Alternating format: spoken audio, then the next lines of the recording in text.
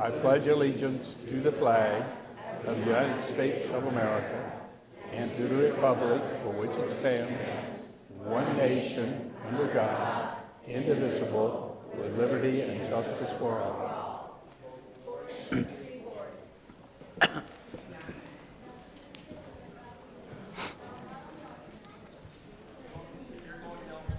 We have on our agenda this evening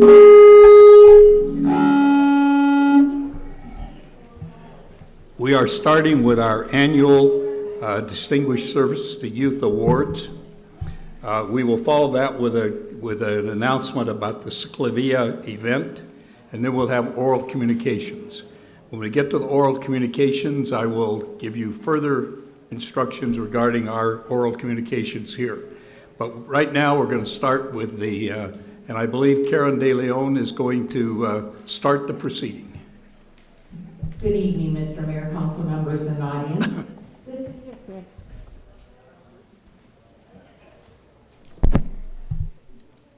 The city of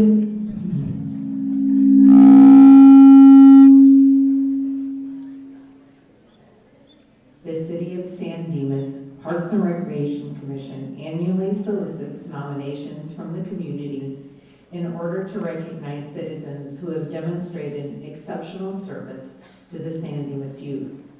The program was established in 1977 to create an awareness of the need for citizens to become involved in the youth programs. Tonight, the three categories being recognized are volunteer service, the Michael J. Dutton Award, professional service, group and organizational service. Tonight, representing the Parks and Recreation Commission, we have Susan Davis,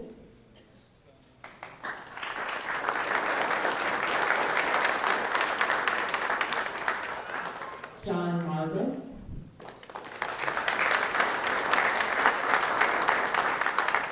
Katie Mahoney, and Rebecca Pike. I would like to ask the 5 individuals receiving recognition in the volunteer category to come forward. Mario Camacho, Mary Egan, Don Frenchette, Sheila Cow, and Adam Fitz.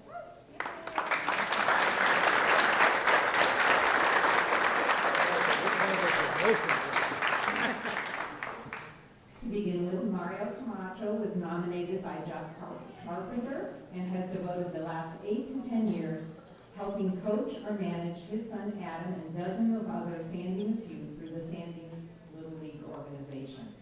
On top of coaching, he has spent the last 4 to 5 years serving on the Little League board as a director, holding various positions such as division representative, Empire-in-Chief, vice president, and for the last 2 seasons serving as president. Mario puts in hundreds of volunteer hours so that the kids of San Dimas have an enjoyable and successful Little League season.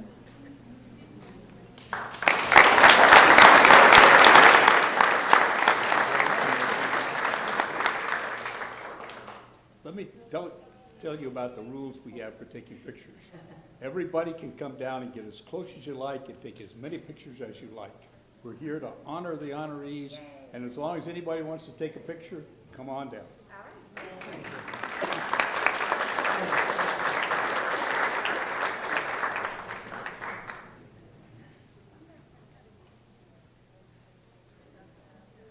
Anyone else?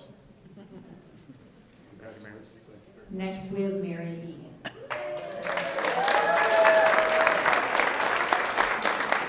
Mary was nominated by DeBrian Hasselwood and is a vital member of the San Dimas community. She gives countless hours of service to the children both at San Dimas Foothill Vineyard Church and to the community at large. She volunteers at events and coordinates large events for kids like Vacation Bible School and this every summer. She is always available and offering to give students rides, encouraging them to be in their own corner and to do their own thing. She is fun and creative and has the biggest heart. She attends trainings as well to be better equipped to serve the needs of our community. Thank you, Mary.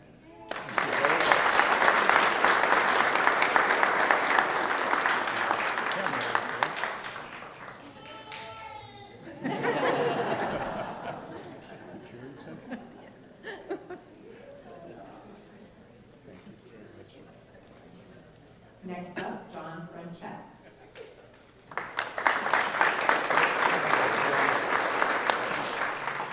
John was nominated by Manuel Zapata and has been with Autism Spectrum Athletics since it was founded in 2012.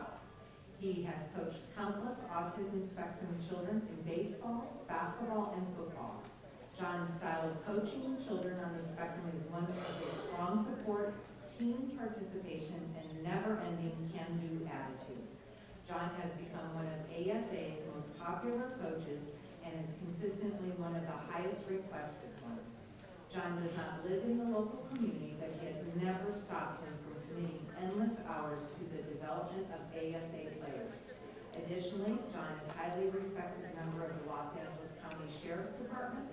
Mr. Frenchette's commitment to ASA, LASD, and the larger community is why ASA is very honored to nominate John Frenchette for this award.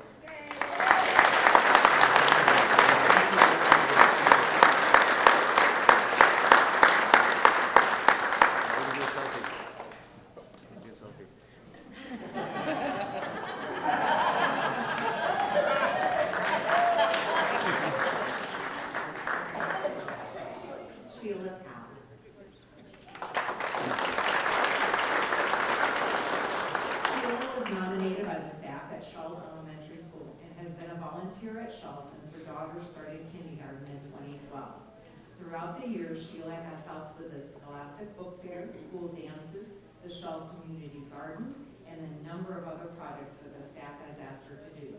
Sheila's daughter has moved on to Lone Hill Middle School this year, and the Shaw staff was faced with the daunting prospect of having to find someone to fill her big shoes. To the school's delight and amazement, Sheila has graciously come back and continues to run all of the school's dances and helps with the book fairs. She has never taken on a role. She has even taken on a new role as one of the accelerated reader coordinators. Shaw School appreciates and thanks Sheila for all of her hard work.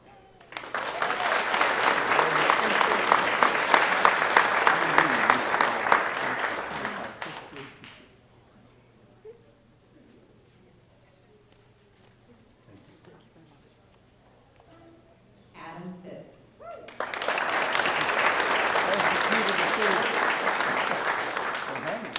Adam was nominated by Carolina Polio and has volunteered for the American Youth Soccer Organization in San Dimas for over 14 years.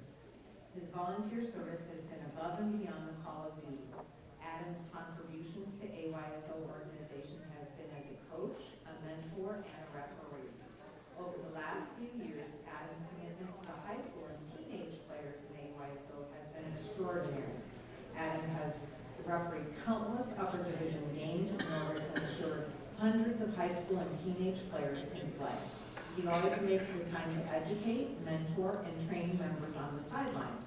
Adam's dedication to the older children of the San Dimas truly demonstrates his true character and commitment to the enriching lives of children throughout the sport of soccer. He shows up every week and ensures that the fields are safe and secure for the children. He referees games and lets the kids play. Adam always makes time to help the children and families of the San Dimas community. He puts the children first and always reminds staff that they are there for the children. Adam is a true testament of dedication and service to the San Dimas youth.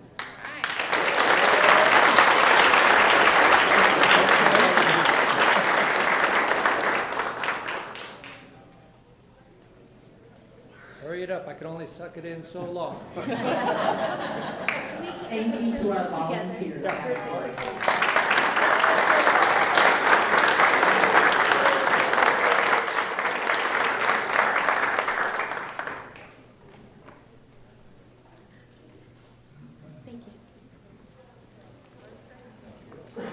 The next recipients are from our professional category.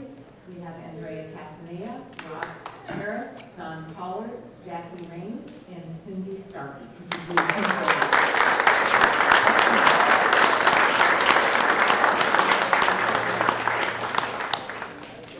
Andrea Castaneda, nominated by Cheryl Lyons, is an autism spectrum disorder an intermediate teacher at Lone Hill Middle School.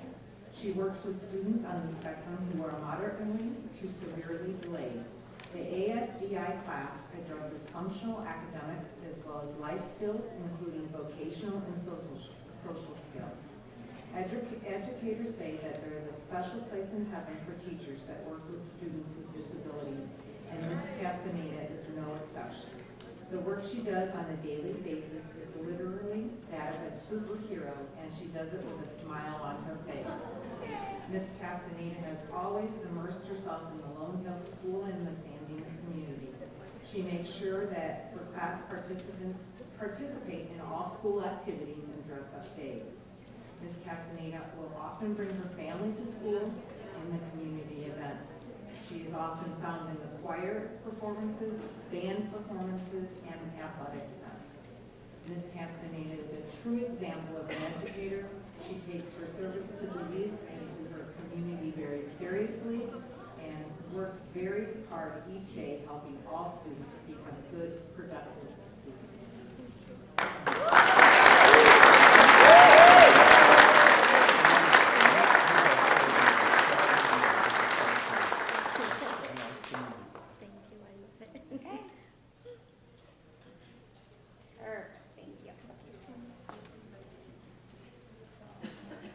Rob Harris.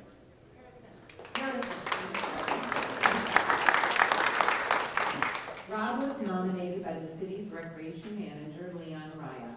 Rob is the director of maintenance for the Bonita Unified School District's 13 campuses in San Dimas and Laverne. Previously, he was the maintenance supervisor who was awarded the district's Management Staff of the Year award in 2011. The scope of Rob's work is vast, encompassing the educational, recreational, and youth programs in San Dimas. On a daily basis, his work ensures quality and safety of the academic environment on all school campuses. Rob also gives attention to the quality, safety, and positive recreation environment for the well-being of children throughout San Dimas. In particular, he collaborates with the city's Parks and Recreation Department to service the youth sports programs. The San Dimas Parks and Recreation Department has enjoyed a great collaborative working relationship with Rob and his crew over the many years, with the district and department sharing many of the facilities and frequently working with the same community groups. Rob's can-do attitude and open communication have made the collaboration a success. Safety is the primary focus of his decision. He meets and works with the staff from the Parks and Recreation Department on a regular basis to address issues related to shared use. Most recently, his support and assistance with accommodating the San Dimas Little League at Extrand School have been invaluable and are a reflection of his care for our community. Thank you, Rob.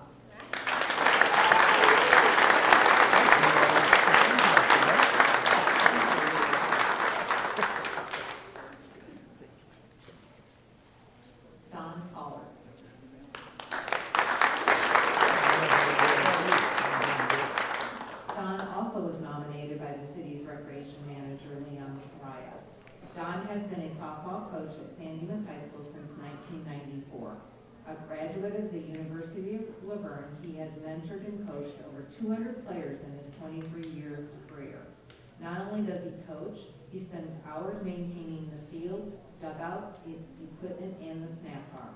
He has over 250 wins, and many of his players have received college scholarships. He has great passion and dedication to the game, and anyone who knows him knows he does not hesitate to speak his mind.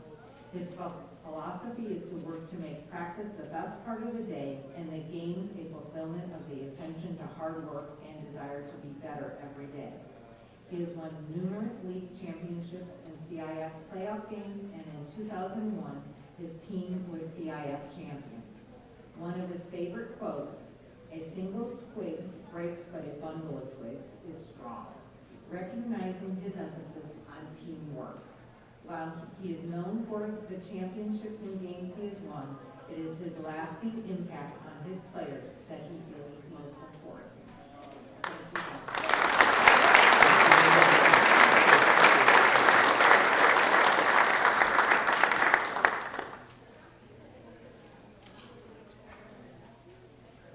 Jackie Rainings.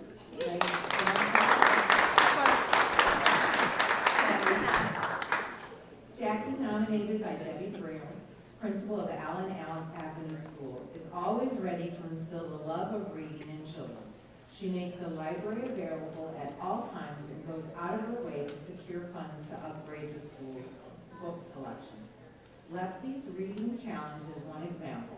With the beginning of the school year, Jackie has secured supplies and made several apps available for schools' digital library. In addition, she has eagerly helped students create 3D objects with their 3D printer. Jackie works tirelessly to bring STEM projects and ideas to teachers and students. She has created a warm, inviting place for students, adults, and the community members to expand their knowledge and skills. Thank you, Jackie.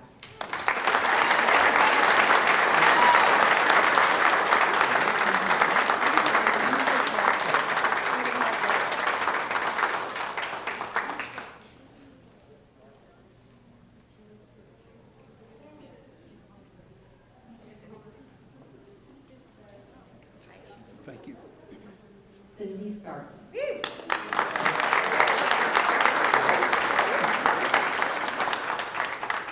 Cindy was nominated by Samir Yassin and is the heart of the Lone Hill Middle School. She takes the lead on every charitable function at the school. Every year, Cindy collects clothes, toys, and shoes for needy families at Lone Hill and Gladstone for Christmas. She makes sure that no family is left without having a turkey dinner at Thanksgiving. She organized a supply drive for the Hurricane Harvey victims and made sure that they were delivered clear across the country. Cindy organizes social gatherings for staff, decorates the school, and pours her loving heart into every detail. Thank you, Cindy.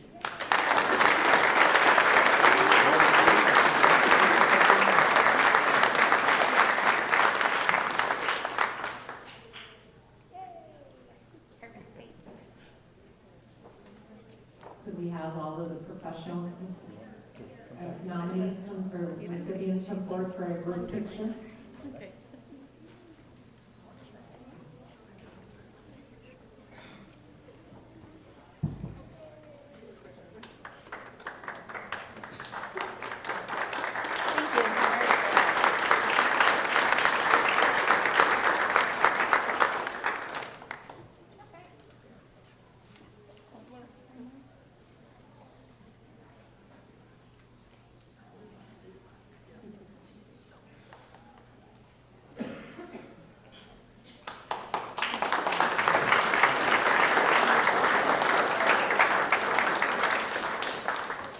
The last category to be recognized is the group category. We have Faith Community Church and San Dimas Teen Action Committee.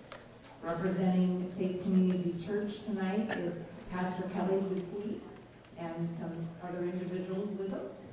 And representing the San Dimas Teen Action Committee tonight is Recreation Supervisor Jay Jones.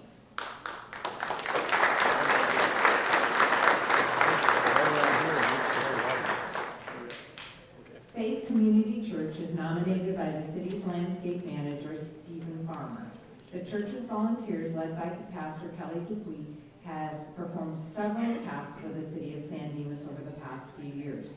The past year, over 50 volunteers painted all of the city's picnic shelters, utilized by several city-sponsored programs such as Tiny Tots, Kids Fun Club, and our summer lunch program. Also this past year, their teen volunteers repainted the Tex Shoemaker Community Arena. The group not only provides much needed service to the city, but also provides opportunities for their teen organization to learn new skills and provide service to their community. Thank you, Faith Community Church.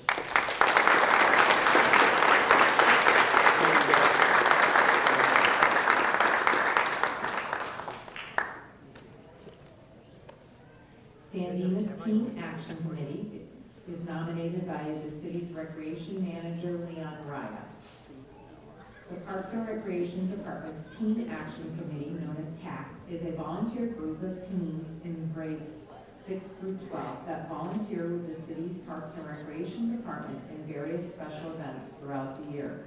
For over 15 years, the TAC members have eagerly volunteered at every special event that the city has ever offered, including the Family Festival, Holiday Extravaganza, Fitness Festival, City Olympics, and the events at the Student Union Teen Center.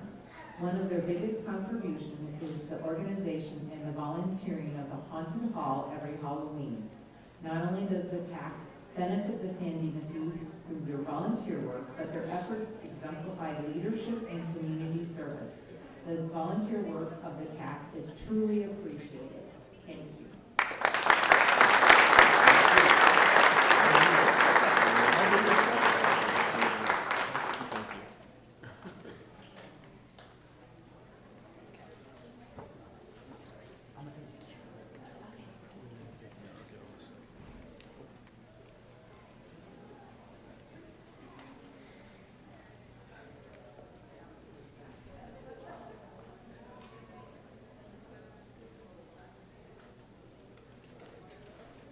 Awesome. Thank you very much.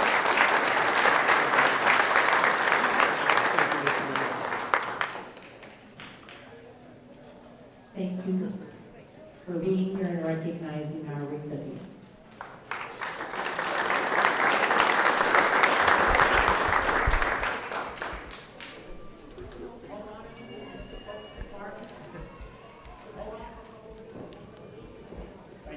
Thank you very much to all of the recipients and all the people here supporting them. This is a small recognition for what you do every day to help the youth in San Dimas.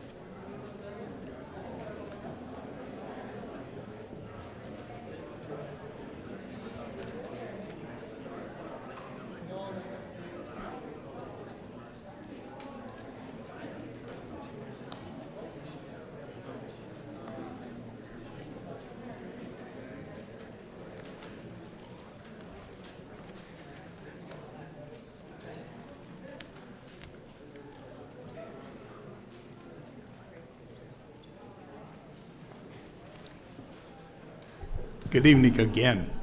We have now reached the time for oral communications. Pardon me. We have one more commercial. The Ciclavia event.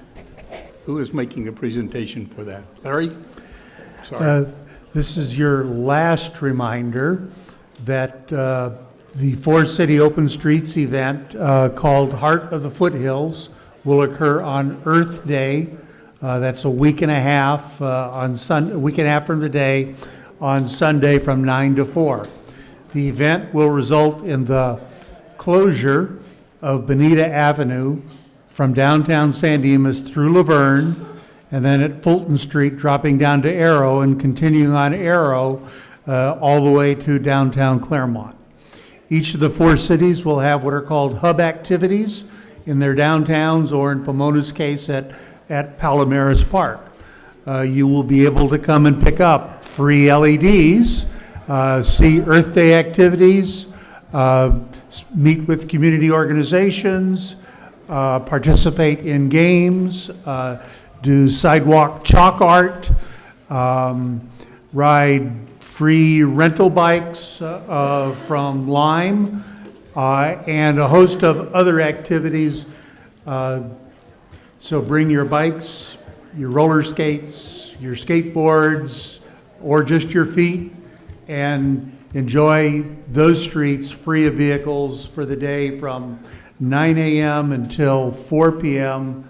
That's Sunday, April the 22nd, Earth Day. Thank you.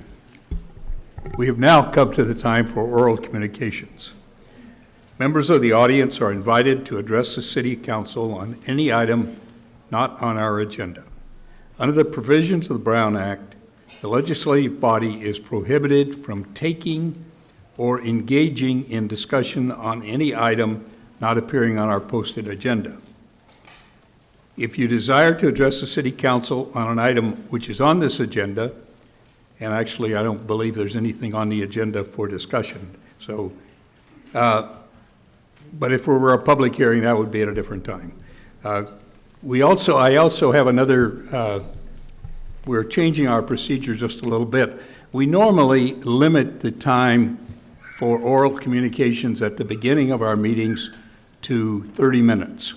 And then we resume at the end of the meeting and have additional oral communications.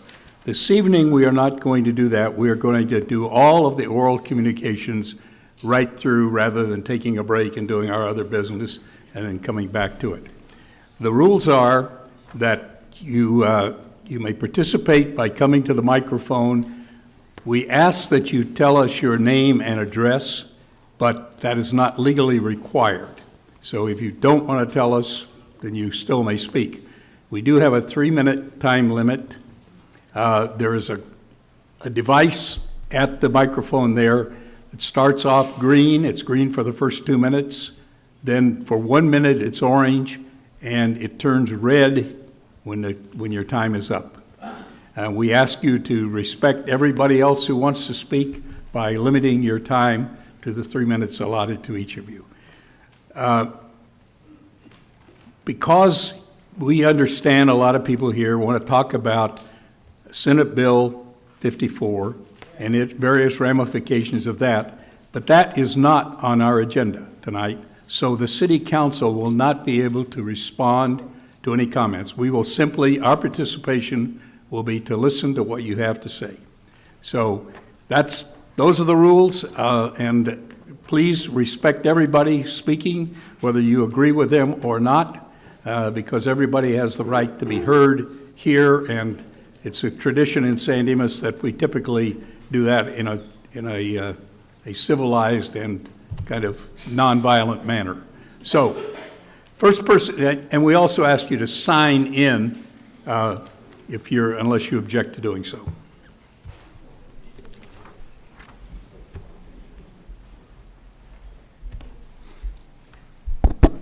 Hello. Good evening, City Council. I'm not going to say my name because there are a lot of anti-immigrants present, and as an undocumented person of color, I feel very vulnerable. I don't feel protected, and for those reasons, I will not share my name or my address, but I am more than willing to do that in closed session with you all. And I'm here today to speak on page 3, oral communications, under item D, number 3, establishing a meeting date and time for SB 54. Discussion were requested by the City Council. So first off, I want to thank you for this meeting. Even though I know some of the members, especially Ryan Viena, wanted to pass something before the City Council. I do want to say that I've lived here in San Dimas since 2009. I am undocumented. I'm not going to share from where. And I know a lot of people that are undocumented that live here in San Dimas. They work here. They contribute a lot. But I don't want to focus on our contributions. I want to focus on the humanity of ourselves and our beings. I want to share that I have been organizing with undocumented youth in the Inland Empire for over 7 years, but I'm here representing myself. I've always been really proud to be a San Dimas resident until today. And so I'm here today to expose you all because you all represent me. I don't feel represented. My family does not feel represented. And so I invited everyone here in favor, and for you to see who's here to represent me and support me, I hope you can all raise your pieces of paper so you all see the community that is backing me up. And I specifically want to address 2 people in the council. The first person is Ryan Viena. Ryan Viena is here as the Sheriff's Department. And so we know that we passed SB 54 because we wanted to limit the collaboration between local law enforcement and immigration. That includes the Sheriff's Department. We know that the Sheriff's Department have actively persecuted and kidnapped community members. And I know my time is up, but I know people don't mind if I speak. But I want to make sure that... Your time is up. You have one more minute. Okay, that's fine. So I want to make sure that you know that Ryan Viena is a racist, and I have proof. And I hope I can be afforded respect and quietness, just like we all afforded everyone else respect and quietness. So like I said, Ryan, on the minutes, and I have a screenshot that I can read, but I know you heard him. Ryan said that an organization reached out to him called FAIR.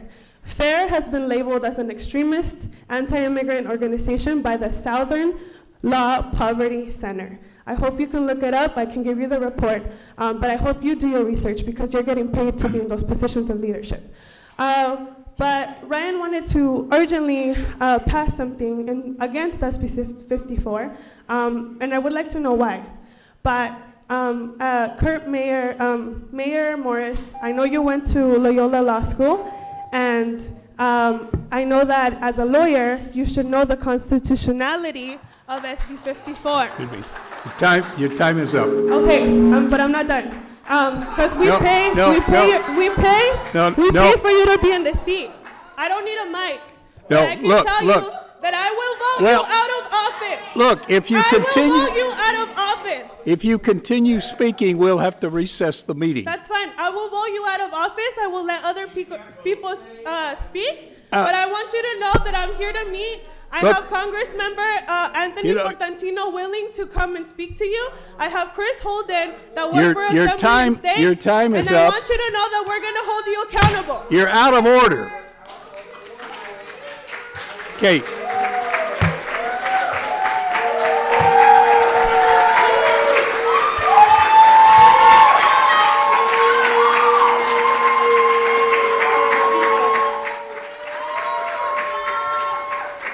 Can I just say something? May I just say to the audience that if you don't follow the rules, you're hurting your own position. You're not doing yourself any type of help by behaving this way. There may be sympathy for you, but if you continue to behave this way, you're going to lose it. That's all I can say. There's a lot of people that want to speak. Let them speak. Follow the directions, and then the council will make a decision. But it doesn't do any good to call people names or whatever. Thank you very much. I want to point out another thing. It's on. We're having a little trouble with the mics. The city of San Dimas has taken no position at all on this issue. The other thing is that it really is not proper to call people names here.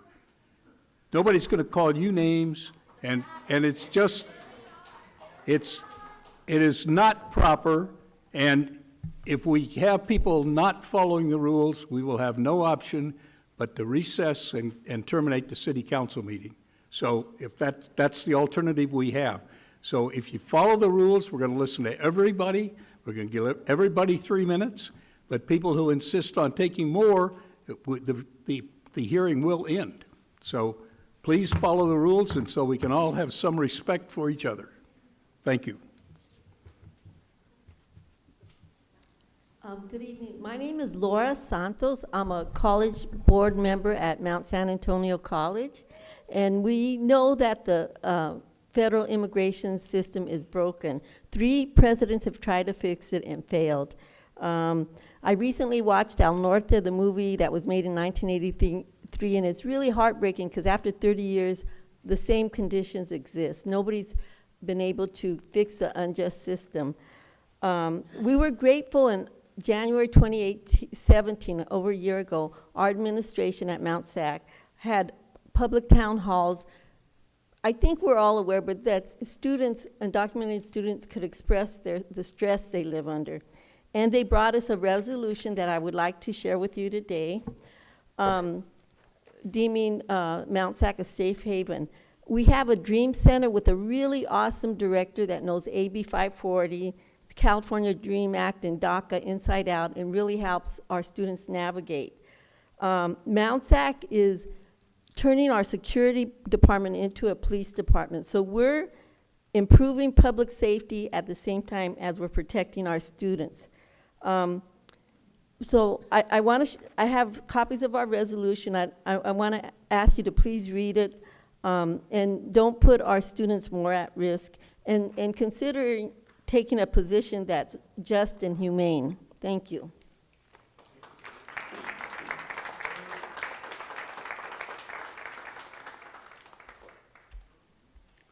Should I sign in? This isn't my time yet, right?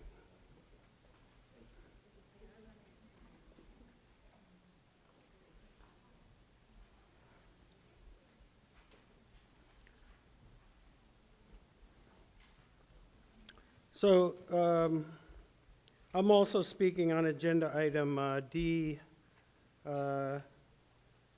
which is 6, is it 6D3?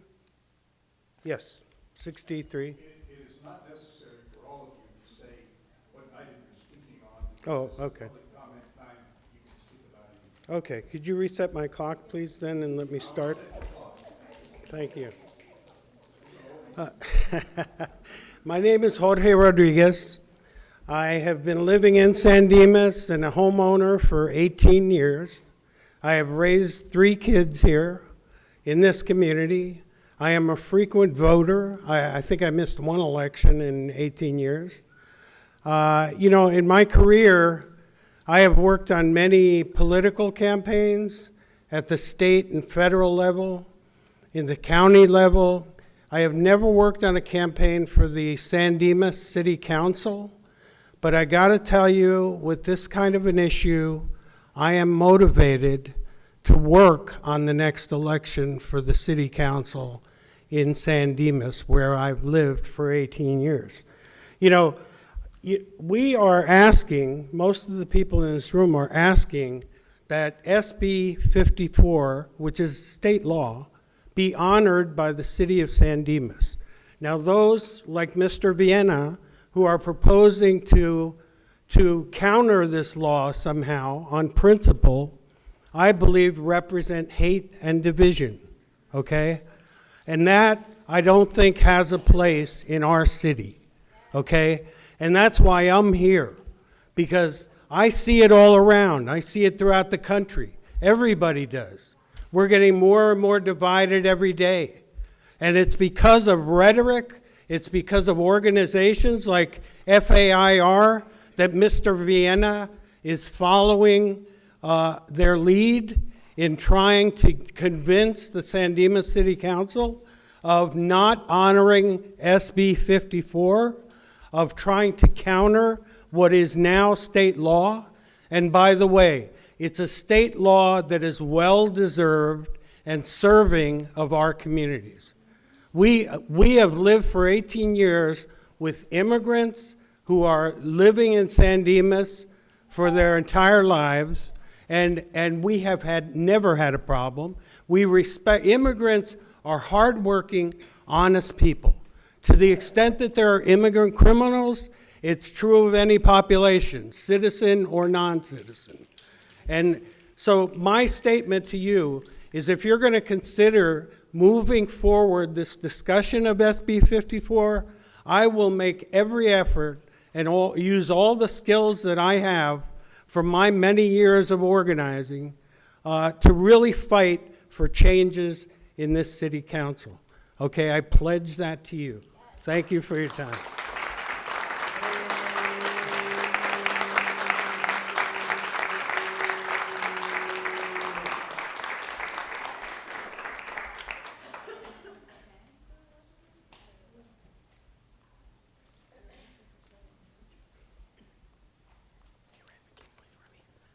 Hi, Mayor and City Council. I'm Rhonda Beltran. I'm with McKinley Children's Center. I'm at 762 West Cypress Street. I'm here today to talk about our color run that we're having this Sunday. I'd also like to introduce to you our new marketing manager, Miguel Mendoza, and let you know that you'll be seeing a lot of him in the community. And to let you know that we're having our color run, to invite all of you. If you don't want to walk the 3K, please show up for the opening ceremonies at 9 o'clock, but we will walking 3K through our San Dimas property at McKinley Children's Center, through down into the canyon. We also walking the track at San Dimas High School. We'll be splashed with color. We'll be having bounce houses. We'll have food trucks. There'll be vendor booths. We're still in need of participants. Right now, we're a little over 100 people that'll be participating in the race, in addition to vendors and sponsors. So we'd just like to extend an invitation to you to come out, participate. If you have any information, I'm going to kind of hold up the flyer here, but you can go to our run sign up or type in Color Fun and Run on the internet and look up more information on the event, or call McKinley Children's Center and we'll be happy to give you more information.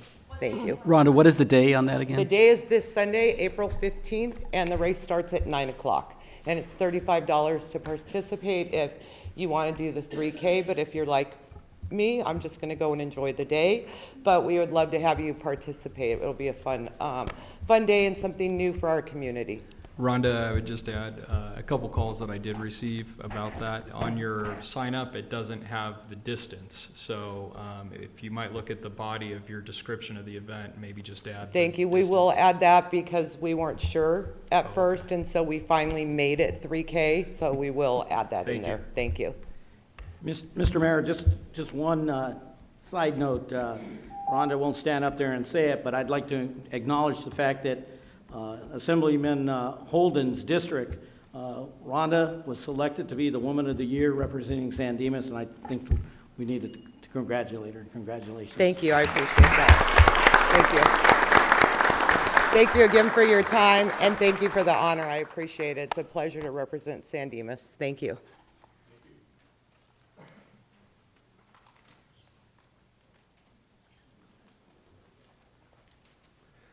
Mr. Mayor, members of the City Council, my name is David Estrada.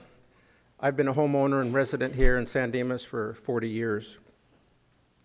I'm here today representing the Labor Council for Latin American Advancement.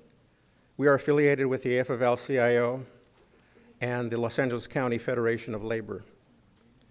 I'm here to urge the City Council to stand with our governor and with our sisters and brothers on the Pomona City Council, who voted to support SB 54 and guarantee that they would comply with the law. Now we know, because Councilman Vienna told the City Council that he got an email from the Federation for Immigration Reform. And in just looking up who these people are, the Poverty Law Center, the Southern Poverty Law Center, lists them as a hate group. led by white supremacists. So we are asking you, when you come to that item on the agenda to set this meeting, to set this issue for further discussion, just ignore it.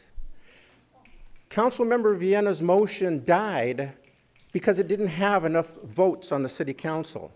So let the issue die. Now, we were able to generate a lot of support to come to this meeting today just on Friday's notice. So if you set this up for further discussion, I think you need to be ready for more controversy. Thank you.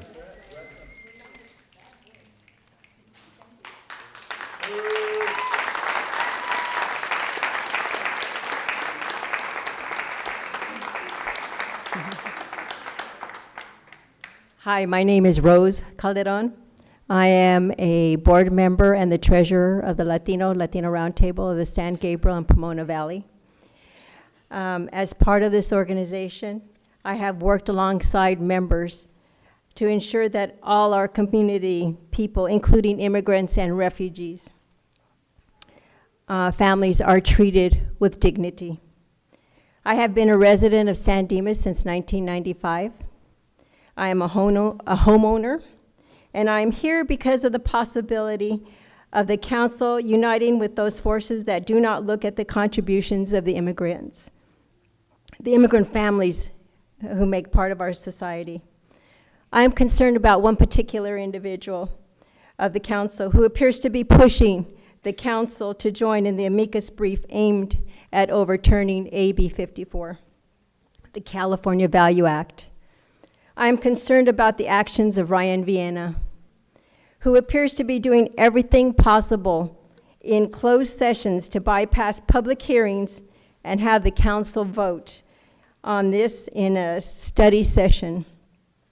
I question the motives of Ryan Vienna, who has been pushing this issue, especially when I have learned that he is a LA County Sheriff, and he has worked for that department since 2005. Since this issue is about clearly defining the constitutional boundaries of law enforcement and immigration officials, it is my opinion that there is a conflict of interest. It is apparent in this action of Councilman Vienna. I believe that the local law enforcement should not be doing the work of immigration officials or be using city resources to do so. I believe that Councilman Ryan Vienna should step down, recuse himself because of this conflict of interest, and stop pushing the council to move in the direction that they themselves have questioned of having it on the agenda. Thank you.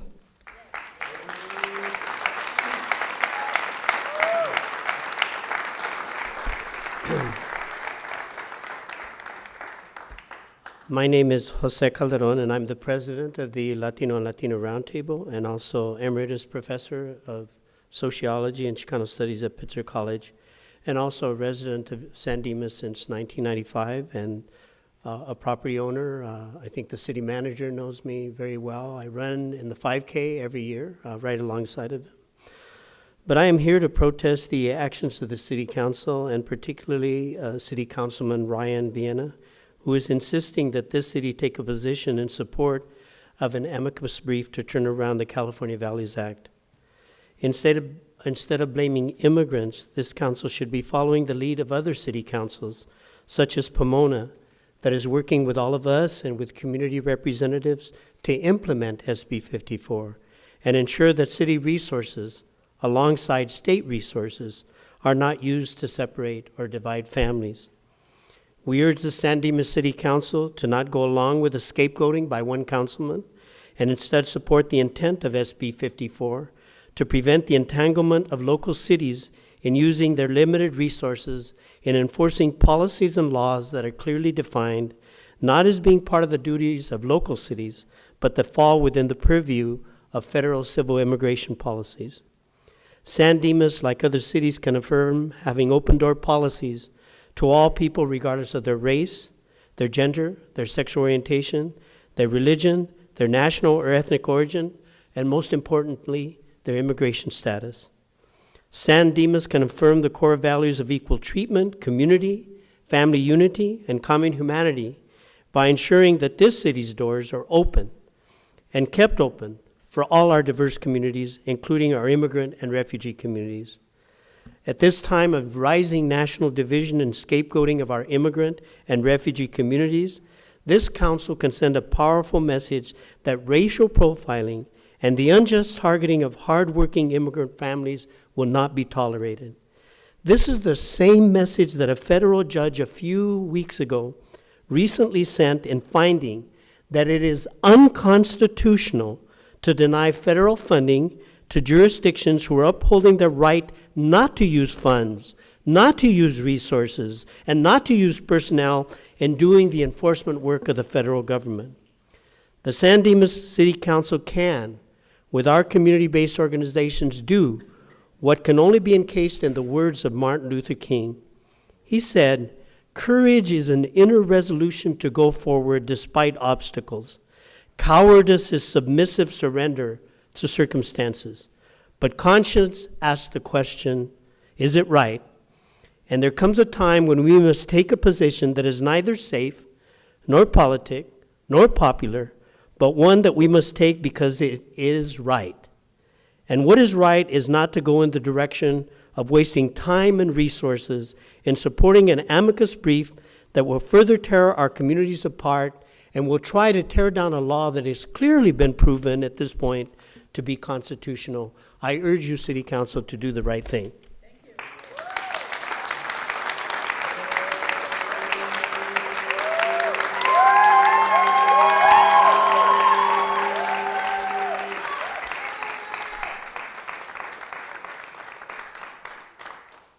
Good evening, Mr. Mayor, fellow council members. My name is Rose Ash, and I'm a resident of your neighboring community of Claremont. I'm here tonight to ask you to not join the Trump administration lawsuit against SB 54, the California Values Act, but instead to give AB 54 your full endorsement. A major goal of AB 54 is to ensure that the ability of local law enforcement is not impeded in performing their duty of keeping the community safe by the intrusion of immigration officials. For decades, a bright line has existed separating these two functions to provide residents with the ability to contact local police when they feel they are in danger and without fear of being questioned about their residency status. To remove this safeguard, to entangle the duties of local law enforcement with that of federal immigration officials, would subject the entire community of San Dimas to instability arising from fear of ICE. Removing this SB 54 safeguard would not provide further safety for the residents of San Dimas. And it would certainly not be the neighborly thing to do for those of us like myself who for 35 years have regularly enjoyed your unique, beautiful city and to shop in and to use its services. By joining the lawsuit, I would no longer feel safe to visit nor even drive through your city with friends and relatives, both adults and students, out of fear that they may become a target of arbitrary stops, potentially leading to their deportation by ICE. San Dimas would quickly develop a reputation, a stigma, for being an unwelcoming, unneighborly, intolerant community, both to residents and non-residents alike. In the words and the paraphrasing of the German theologian Reinhard Martin Niemöller, I would like to say this. First, they came for the immigrants, and I did not speak out because I am not an immigrant. Then they came for the Muslims, and I am not a Muslim, so I did not speak out. Then they came for the refugees, but I am not a refugee, so I did not speak out. Then they came for me, and there was no one left to speak out. Thank you.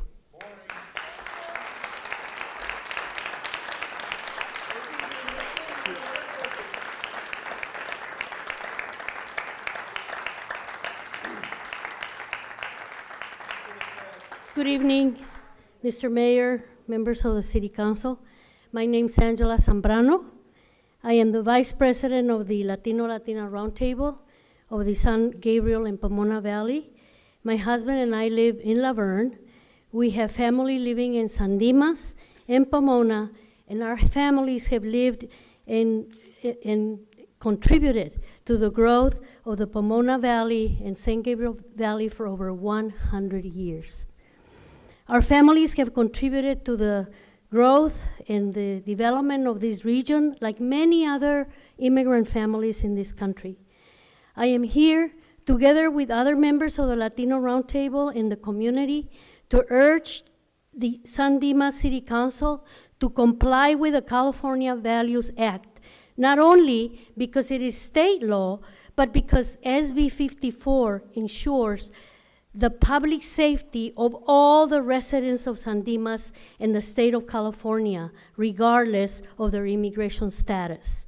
The Constitution of the United States protects all of the people that live in the United States. That applies to documented and undocumented. I am thankful for that because I have families with mixed immigration status. Some are citizens, some are permanent residents, some have DACA, some are undocumented, or have a temporary protective status, known as TPS. Do you know what temporary protective status is? I don't want my relatives and friends to be afraid to go to work or be afraid to send their children to school or to go to the store or to go to the hospital. People with TPS, temporary protective status, have been able to work and live in the United States for over 20 years without the fear of being deported. Many have homes, own businesses, and work, and yes, they pay taxes. And they also have U.S. citizen children. So unfortunately, early this year, President Trump terminated TPS for people from El Salvador, Nicaragua, and Honduras, and Haiti, and we are talking about 317,000 people, and many of them live here in San Dimas. So I urge you to support public safety for all, and we mean all the residents of San Dimas and the Pomona and San Gabriel Valley. We want protection for all with papers or without papers, con papeles o sin papeles.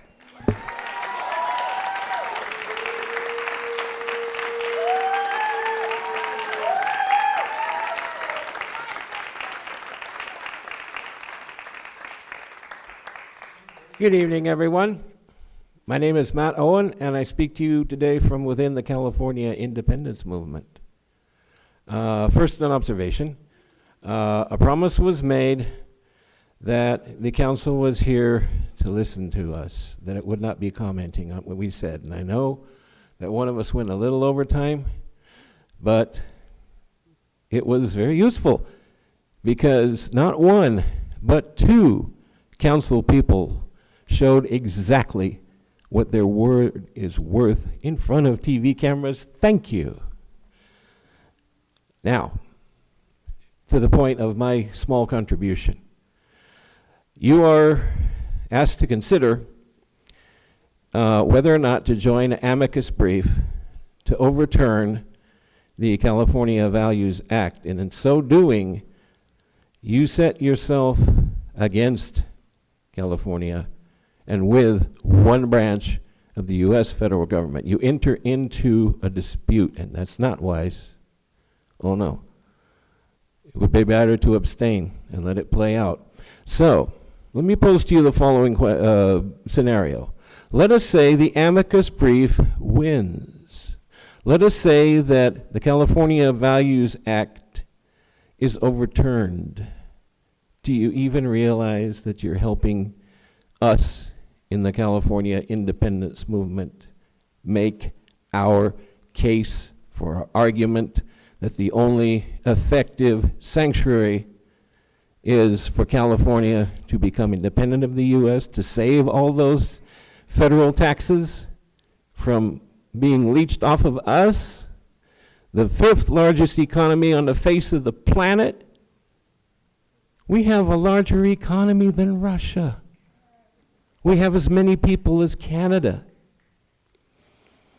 So if you want to play into our hands in the California independence movement, keep it up.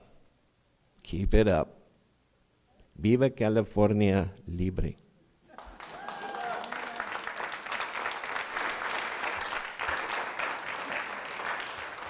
Ken?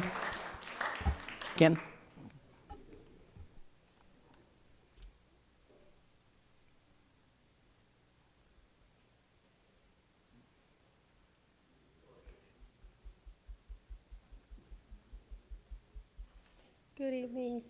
Thank you. Good evening, council members of San Dimas. My name is Maria Galvan, and I'm from Mount Sac San Antonio College. I'm asking that Council Member Ryan Viena resign from City Council. It is a conflict of interest to have someone from the Sheriff Department in that council seat.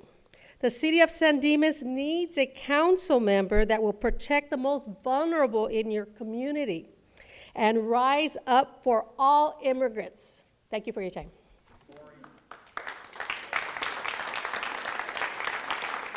Hi. I'm not going to give my name or address because I know a lot of the right wings like to take videos and pictures of us and load it up to their websites and have us harassed.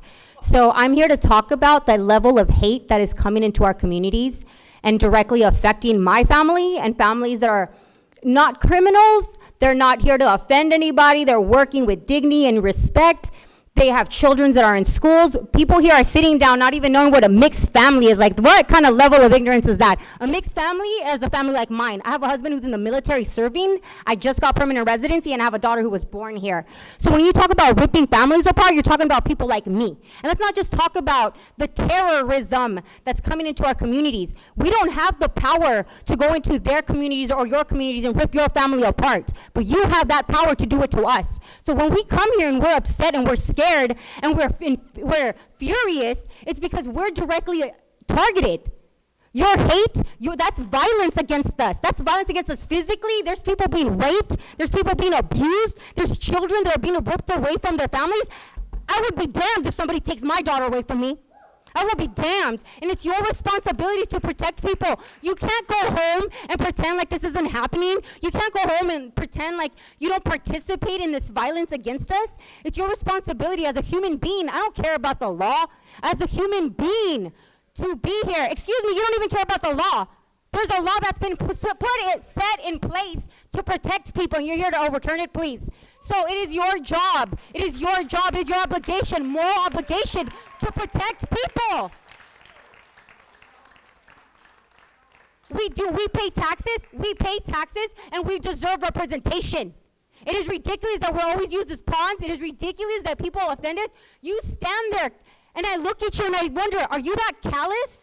Are you that callous to not care about what's happening to innocent people? Because we know that the majority of undocumented people are not committing crimes. If we want to talk about violence, let's talk about the white supremacy going into schools and shooting up children, and shooting up hospitals, and shooting up concerts. Let's talk about that violence. The average pedophile looks like a white man.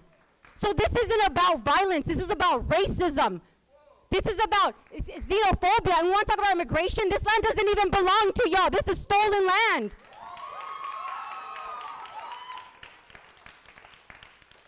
So I'm here with my daughter to teach her that we're supposed to be for each other. We are each other's keepers. And the only thing that separates us are people who believe they are superior or more deserving of life. People who think that I don't deserve dignity or respect just because, I wasn't born here, but guess what? This was my land before it was stolen and my people were brutally murdered. That's savage. And this is another form of colonialism, coming in here and taking our families apart and ripping us apart. Do you understand the traumas that we go through? The anxiety and depression, and we're expected to go home and feel okay? I hope that you listened, that you hear your responsibility as a human being, to protect the people around you. I understand that. And if you guys don't do what you're held accountable to do, then your time will be up too. Thank you.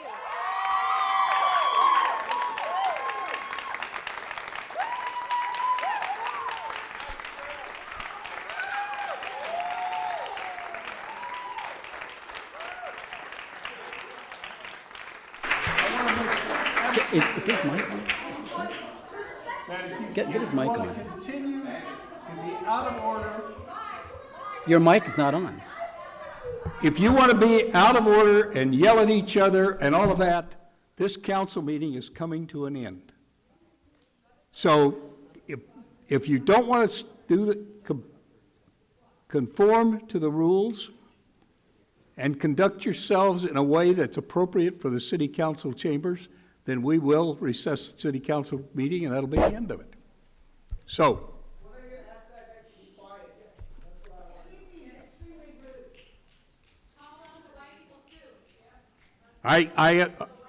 It applies to everybody, but the people who cause the immediate problem is people going too long in their. I'm not objecting to people saying yes, they agree, things like that. What I'm saying is we need to have order. We need to respect everybody, and that includes anyone who's making any comments of any kind derogatory to either side. Just don't do it. Let's just conduct this like civilized human beings that all of us are. And I realize this is a matter that has a lot of emotion, but you have an opportunity to speak, to be heard. You can even be on TV. But just keep it orderly, please. Okay, your turn. Good evening, Mr. Mayor, fellow councilmen, and especially thank you very much, the Honorable Ryan Vienna, for the good courage and work that you've done for this community. Mr. Vienna has the wisdom and the insight to know that he is protecting all, both documented and undocumented people. He has compassion for all these people who are not criminals, because the only one that SB 54 protects are criminals. Because when they go in, they don't go into the community streets to look for undocumented people. They go to the jails. They will, if SB 54 does pass. Then they will.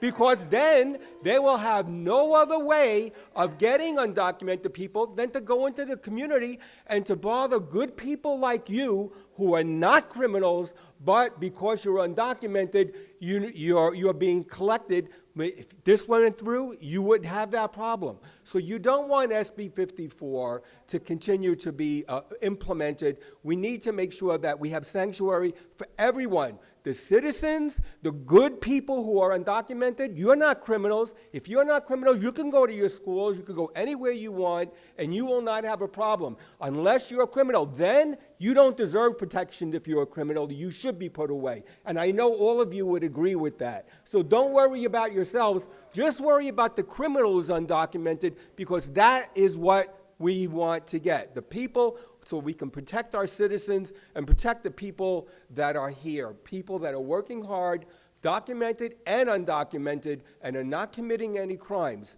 You're not going to be deported because you passed the red light. You're not going to go to jail for that. That's not the way you go to jail. All right. When you go to jail, that's another story. All right. So I want to thank you very much for listening. I hope. And thank you for your compassion, Mr. Ryan, for all of us here, and for keeping our city safe from criminals who will not be deported because we fail to call the federal agents and stop things like Kate Steinle from happening in this city. Thank you so much.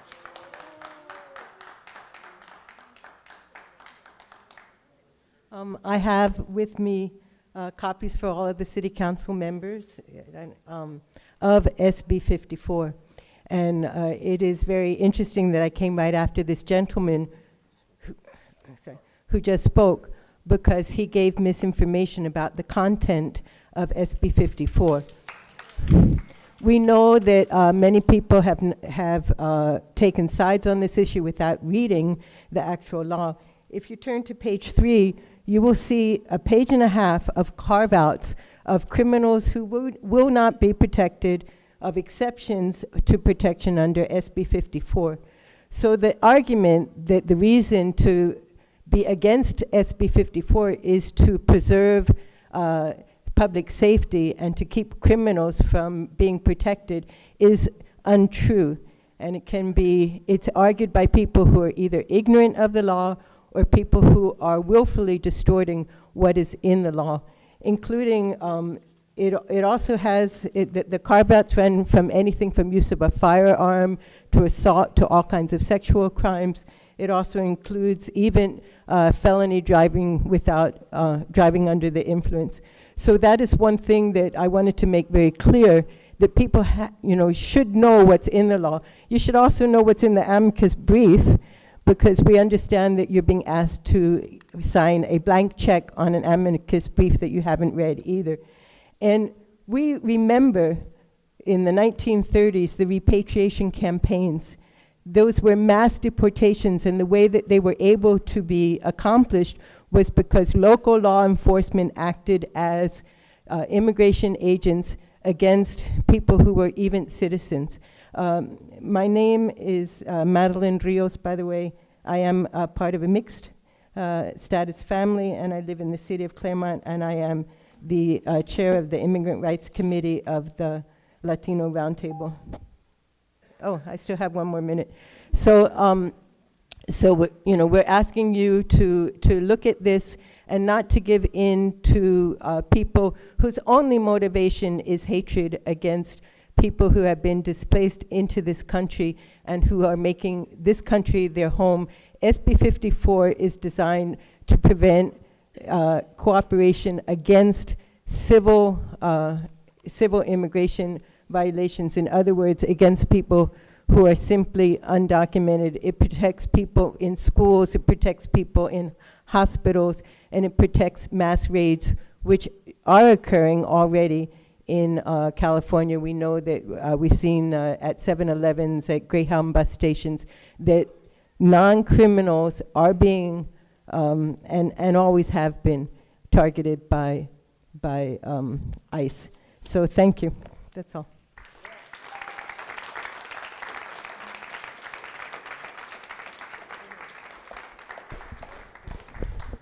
So I'm here to demand that the San Dimas City Council does not have any discussions or take any votes around SB 54. That is now state law, and and then the city is just taking a stance around this. It's just spreading racism, it's just spreading hate towards our immigrant communities. I'm part of the San Gabriel Valley Immigrant Youth Coalition, and we organize immigrant youth and also their families and folks that are in detention and deportation proceedings. My family has lived in the San Gabriel Valley for more than 20 years, and they actually came here to the U.S. because they were displaced due to the violence of U.S. foreign policies. It is legal for corporations to cross borders without much effort, but when our communities and our home countries are displaced because of these corporations and they are seeking safety, then they are criminalized. So yes, that's why my community and my family came here to the U.S. because they were displaced. And now we see that when they're trying to seek a better life here for their loved ones, they're criminalized by trying to work, they're criminalized by trying to raise their families, they're criminalized by trying to drive. They're criminalized by trying to deal with all the trauma that this country has inflicted in them already. By, a lot of youth are dealing with a lot of trauma. They're self-medicating, and because of the war on drugs, they're being criminalized every day. This was the case of my uncle, who came here as a young person, who was a survivor of sexual assault, who self-medicated himself. And then what did the police do? They criminalized him, right? And then what happened after that? They deported him and they separated him from his 2 little babies who he has not seen in 10 years. We know that the police state and the carceral system, they're a continuation of slavery. They're a continuation of trying to oppress Native American people. And now it has spread to our immigrant communities by trying to police them, by trying to incarcerate them in these detention centers where a lot of them are dying, where a lot of them are facing sexual assault, where a lot of them, they are working for $1 a day to run these detention centers that are just they're just inflicting violence on them, and they're, taking away their freedom. So I am here to say that we're not gonna take this, that we don't want any citizen of San Gabriel Valley to take a stance against our communities, that we're gonna continue to organize and fight against this hate that's been spread. And I'm here because, the only solution for my uncle to reunite with his babies is for there to be no borders. So I'm here for my uncle and for my family, and I am against you all having any discussions or any votes around SB 54. We know that police is always harassing our communities, trying to find any little excuse to incarcerate them, and we really need care, not cages, in our communities. So yes.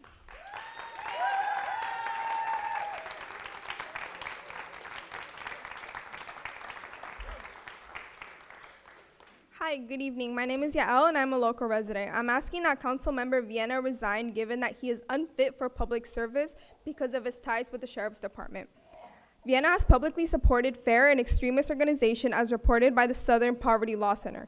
The Valley of San Gabriel, which includes the city of San Dimas, is home to nearly 1 million Latinos and 500,000 Asian Americans, many of whom are immigrants. I urge the City Council to stand with its immigrant communities and protect SB 54, a bill that upholds due process for all and limits racial profiling. ICE has continued to target victims and witnesses for deportation, including survivors of domestic violence. If local police act as immigration agents, it further undermines trust and confidence in law enforcement within the community. I say that because the Trump administration has currently openly attacked not only the undocumented community, but all immigrants, including legal permanent residents and citizens. This city needs to focus on integrating and supporting immigrant families, not tearing them apart. A 2013 report by the Human Impact Partners estimated that 4.5 million U.S. citizen children have at least one parent who is undocumented. Thousands of children have been taken from the parents, which not only negatively impacts their health and behavior, but also drains federal funds when they are placed in foster care. Students should not fear for their lives, their safety, and have to worry about their parents being deported when they can instead focus on their studies.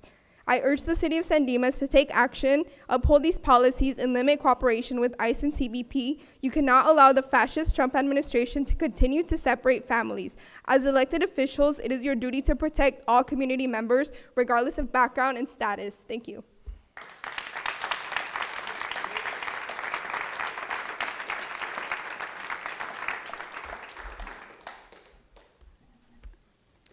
Buenas tardes, formo parte de los 800,000 beneficiarios de DACA, al igual que a la comunidad indocumentada. Good evening, I form part of the 800,000 DACA recipients and the undocumented community at large. Estoy aquí el día de hoy para denunciar al concejal Vienna a raíz de su sugerencia de unirse a la demanda federal en contra de la Acta de Valores, o comúnmente reconocida por sus siglas SB 54. I am here today to denounce City Councilmember Vienna's suggestion to join the federal lawsuit against the California Values Act, or more commonly known as the SB 54. Actualmente nuestra comunidad no puede permanecer segura mientras seguimos soportando ataques políticos, los cuales continuamente invaden nuestra sobrevivienda día a día. Currently, our community cannot remain safe while we keep enduring the political warfare that is continuously evading our day-to-day lives. Irónicamente, aparte de sus responsabilidades como miembro de concilio y trabajo policiaco, Vienna opera un centro psicológico. Sin embargo, se niega a preservar el bienestar de los constituyentes, los cuales actualmente forman parte del colectivo que paga su salario, para que se siente en esa silla y en la que patrulla. Ironically, Vienna operates a private psychological center outside of his council member and law enforcement duties, yet negates to preserve the well-being of all of the constituents who are currently forming part of the collective that pay for his salary to sit on that chair and patrol our community. Así que, a raíz de su negligencia de sostener las demandas de sus constituyentes y de preservar y sostener la protección que SB 54 provee, pedimos su inmediata renunciación. Therefore, due to Vienna's negligence to uphold his constituents' demands to preserve and sustain the protection the SB 54 legislation provides, we call for his immediate resignation.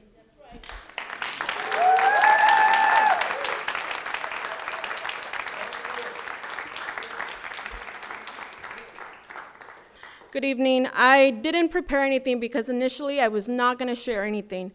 But what happened earlier as I was getting up prompted me to want to be in front of you and tell you the dangers of you engaging in these conversations about SB 54. I was sitting in the back, somebody stated, why do I even have to listen to someone that is not supposed to be here? Might I remind you, under the Constitution, every human being has rights. Every human being has the right to speak. I shouldn't have to remind you that because you work in the government. You should know that. All of you who are here quoting the law should know that. If you want to bless America, if you say you love America, know your Constitution. Second of all, so as he got up, I invited him to know what his Constitution stated. You know what he did when he got up? And I'm sorry if this is, he pretty much went like this to me. We're not even speaking about this being a done deal. We're barely here. The state law defends or protects folks. And look at the things that are happening in your hall. What do you think is gonna happen if you do not adopt SB 54? Is that the kind of city you wanna have? Is that the kind of teaching you wanna provide for children? Teach them to be hateful to strangers they don't even know. These folks don't know these people, yet they stand here and they say hateful, violent, racist things. Is that what you want to be known for? Look at, you're asking us to be respectful. Not 1 minute has that person been respectful. And you know what? Because they cannot stand being called out with facts. They don't have any other arguments other than stand there and tell us that we are an EBT because we're fat. What kind of logic is that? You want to side with that? Is that the kind of image you want to provide? Shame that we are still here in 2018 having to defend basic human rights. And I still have a minute. So what I'm asking you is for Councilman Viena to take responsibility to push this city forward. And if he cannot do that, he needs to resign. Because your responsibility as city council members is to push cities forward, not backwards. Shall we remind ourselves of our history of oppression and violence against certain groups? That is a fucking shame. I'm sorry. I am so sorry. But this is awful that we have to be standing here being afraid. And let me tell you, I'm an organizer for California Works Foundation, part of the California Labor Federation. I come into all Southern California cities to organize. It'd be a shame, and I would be afraid and embarrassed to have to come to this city knowing that not all people are protected and that the city council stands for people like that. Thank you.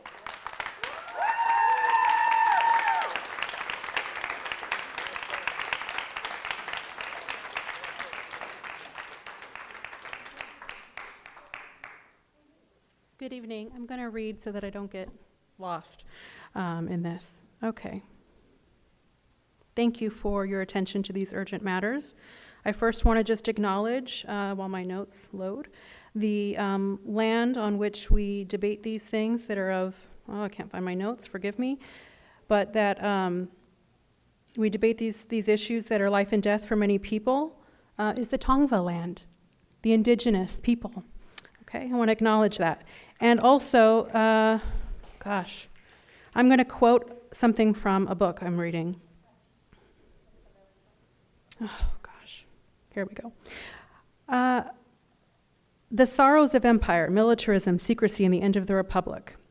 All right, so the sound and TV communications and print empires have so accustomed us to the distractions of noisy repetition and endless distraction with red herrings that we no longer notice the huge gaps in logic and decency, I will add, that is going on in our country, so that we don't look up and contemplate what is actually taking place. The information in this book is incontrovertible. There is really no peaceful justification for 800 bases worldwide, half the budget going to the military. The CIA's budget is secret. Our military is the largest in the world, and all under the rubric of defense. We have rarely had to defend on our shores, and this has given us the impression that we are perfectly justified in sowing destruction and death, and I'll add destabilization of the nations from which migrants come. Any country perceived as thwarting our imperial and commercial interests in any way. Let's just sum it up really quickly because we can't get through the 80 plus that are countries that we've meddled in. Iran, Grenada, Panama, El Salvador, Nicaragua, Honduras, Venezuela. I'll just stop there. I don't believe, by the way, that someone called God blesses one arbitrarily bounded land over another. In fact, I find it absurd and indecent. The destabilization and violence of our so-called foreign policy may just be one contributing factor to migration, among others, but it is sizable and it is deserving of our full recognition as we contemplate codifying xenophobia and, yes, racism. And, sir, with respect to you, Mr. Morris, I understand you've got a job to do here, but racism and racist has a definition, and I recommend Ryan Vienna look it up and contemplate that. Will this city council be confronting and contending with the U.S. foreign policy of interventions and documented indisputable election meddling of sovereign countries? You prepared for that? Is that your pay scale level? Of course not. And so respectfully, please, I implore you from a human point, not ego, don't inflict further pain onto populations, including children, that we say we care about. We tout values like that, right? Please do not inflict further pain that may already be suffering as a result of things that are so out of people's control. Regular human beings, okay, just trying to survive, some of them. Furthermore, I want to note that without massive proof of pool of undocumented labor, capitalism could not function right here in San Dimas as well as all of the United States. Am I done? Okay, thank you.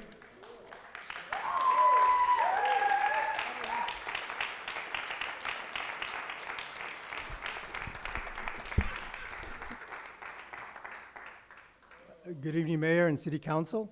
I'm a professor at Cal Poly Pomona. I've been there for the last 23 years. I grew up in the San Gabriel Valley for the last 60, and my families have been in the San Gabriel Pomona Valley the last 80 years. I strongly ask that the San Dimas City Council honor and support SB 54, like California has, and not use its energies and limited resources to fight against it. We need to protect our residents and not undermine them. As a faculty member, many of my students are from San Dimas or grew up in San Dimas, so I know their stories.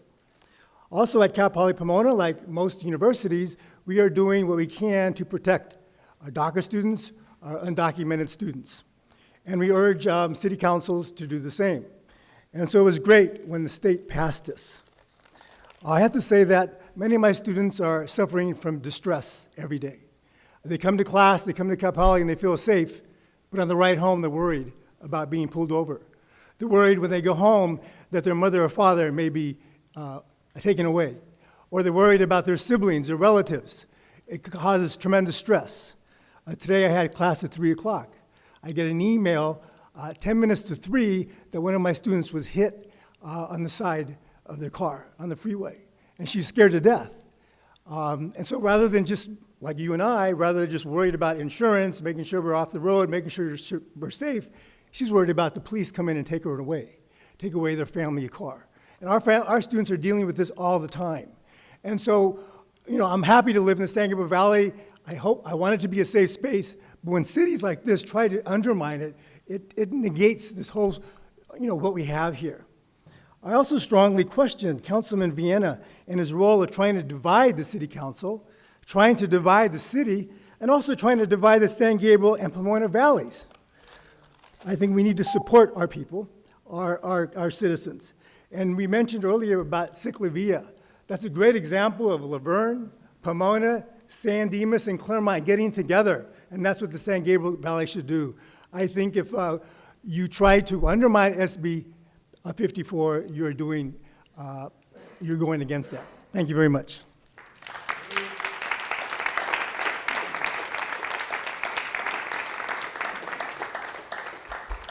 Good evening, City Council. Just know that I'm one of your constituents. I've lived here for my entire life, but I do not feel safe sharing my address because for fear of being harassed. And just know that, like, I am ready to organize if y'all should oppose SB 54. I've lived here my entire life. I'm a product of the education from here. I've gone to San Dimas High School. And just know that my family and my community, I'm ready to organize against them. And, like, I guess just not to be redundant, just know that I'm ready to oppose y'all. If y'all.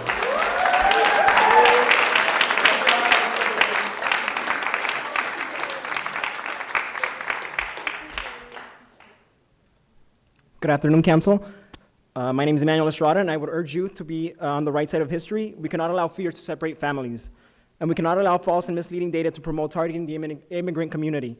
Immigrants have traveled far and wide and have risked it all, including their lives. It's no coincidence that the sixth largest economy is full of diversity. When it comes to funds and money, with such a strong economy, no city in California should fear the federal government. The federal government should fear us. When we shop, we pay taxes. When we pump gas, we pay taxes. And when we get our checks from work, the taxes have been withheld. The immigration system is broken, and laws that are repressive should not be admired.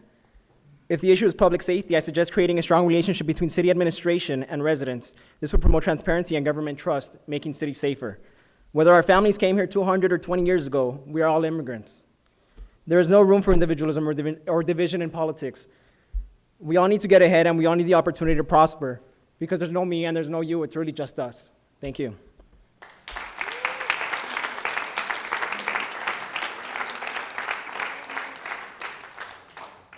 Good evening. My name is Shirley Baldwin, and I am from your sister city next door, Laverne.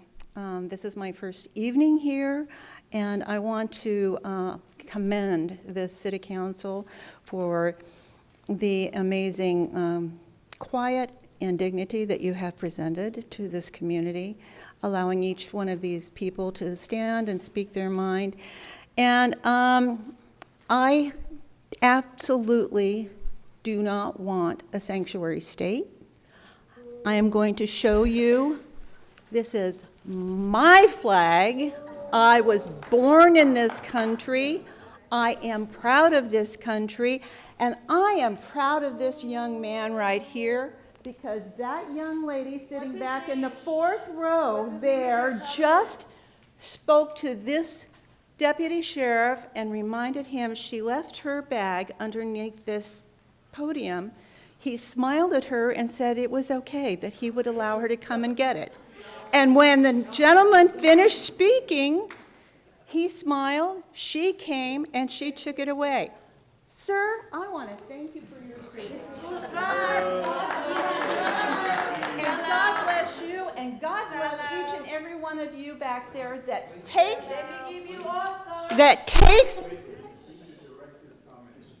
I will, but this gentleman is the best that we have in this country. We have a flag. My family fought and died for this country, and I am going to tell this council right now, I want you to vote according to the oath of office that you took. When you took this position, you took an oath of office to the state of California and to the United States of America.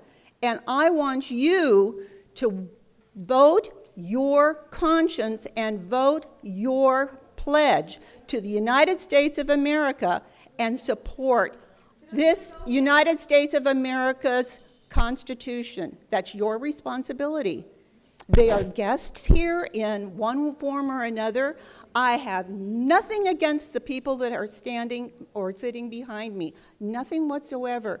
But this is my country, and if they want to be in my country, they should be respectful and treat you with more respect than what you have been treated tonight. So I thank you for your service. Thank you.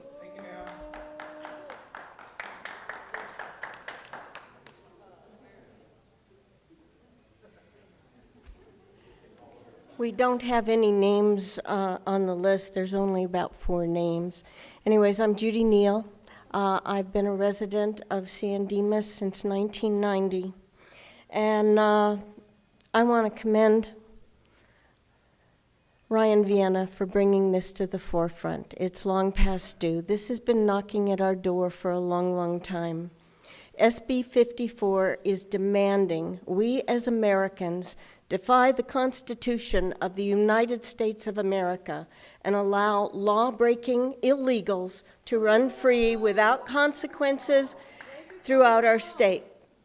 As sworn leaders of the city of San Dimas, you took an oath to uphold the Constitution of the United States first and foremost. That supersedes state.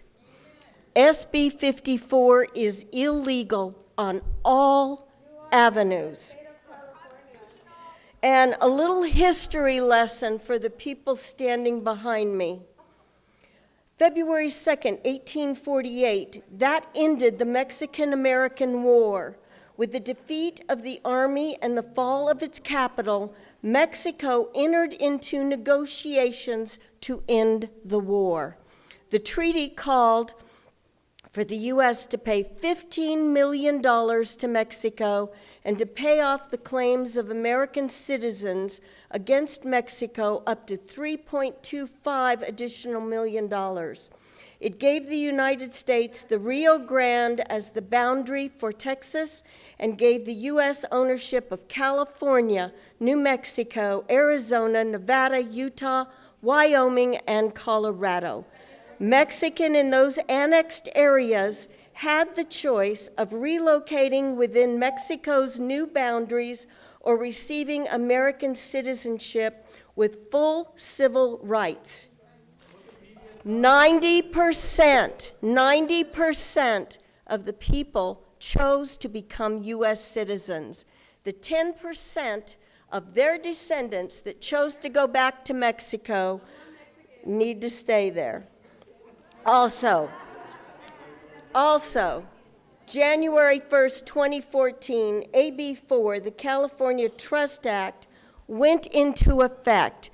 Not one thing that these people have said tonight has caused our sheriffs to go knocking on doors, dragging people out of their homes. It is a fallacy that they are purporting, and it breaks my heart to see them targeting our city or any other city that stands against illegal immigration.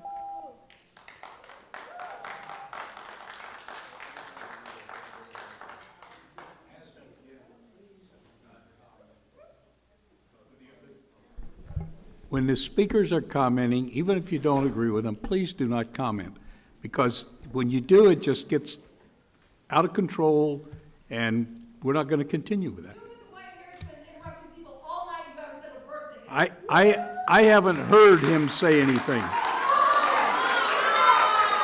But I will tell you, sir, if you have, you're out of order to do that. This is a place where we respect the speakers. You're welcome to call me out of order if I am, sir. I'm just telling you, I don't know if you've done that or not, but if you are, it's out of order to do so. We just need to we need to have the speaker speak, be heard, and then everybody else can speak and say whatever within bounds. But we need to have order.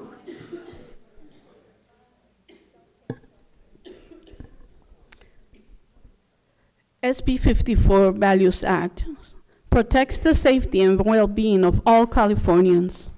You have a responsibility with all the residents of San Dimas. When you all were sworn in office, you promised to serve all the residents of this community.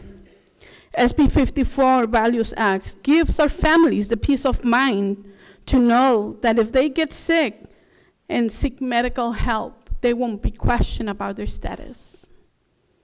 As simple as parents wanting to take their kids to the library without worrying that there will be questioned about their status.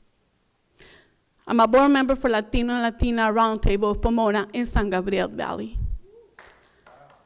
But I must say, how can we honor a city that wants to continue and create this hate and racism in our community? How can we support a place that wants to intimidate and persecute our families? Here in the city of San Dimas, many great leaders and organizers live here.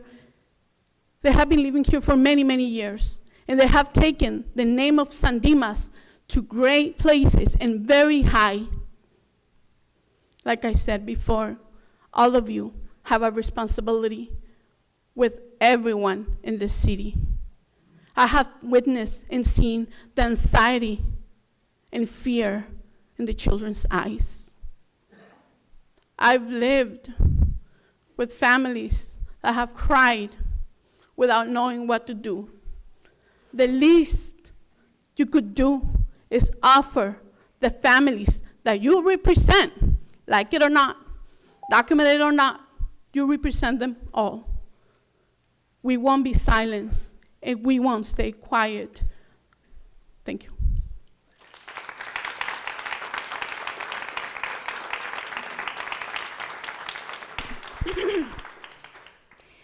Hello, Mayor Morris, City Council members of San Dimas. Thank you for your time and your patience. Hi, my name is Lori Masonis, and I'm here to ask, beseech, beg that you please support the City of Los Alamitos and please support Attorney General Jeff Sessions' lawsuit against the state of California. Let me speak. So anyways, let me also bring up something a little more personal. I'm the daughter of immigrants. Notice I said immigrants. Immigrants have green cards. My father had to go through a process. It was not overnight, but it was a process he had to go through, plus he had sponsors. Then he went back home to marry my mom. My mom had to do the same thing. Guess what? They were separated for less than a year, but finally she got the permission to come to this country.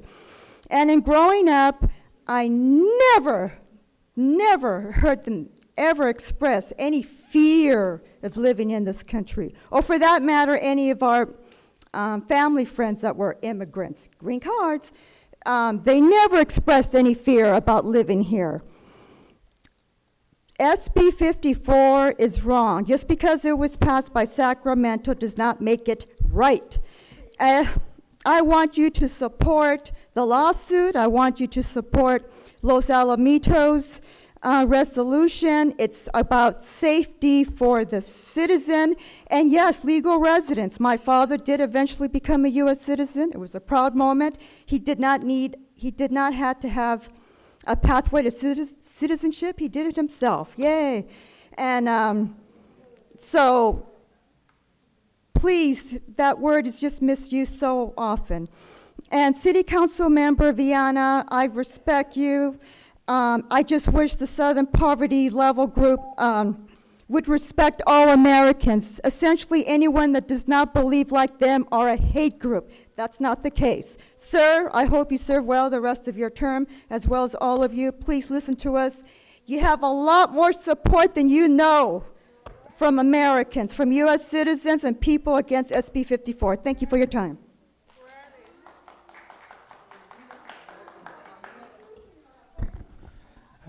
Good evening, Mayor and Council. I'm a resident of Santa Ana.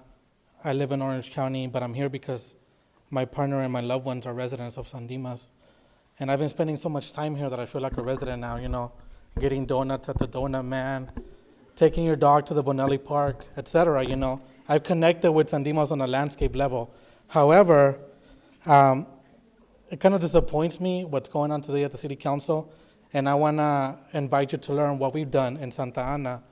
Last week, the City of Santa Ana voted to do an amicus brief in support of the state's SB 54 law.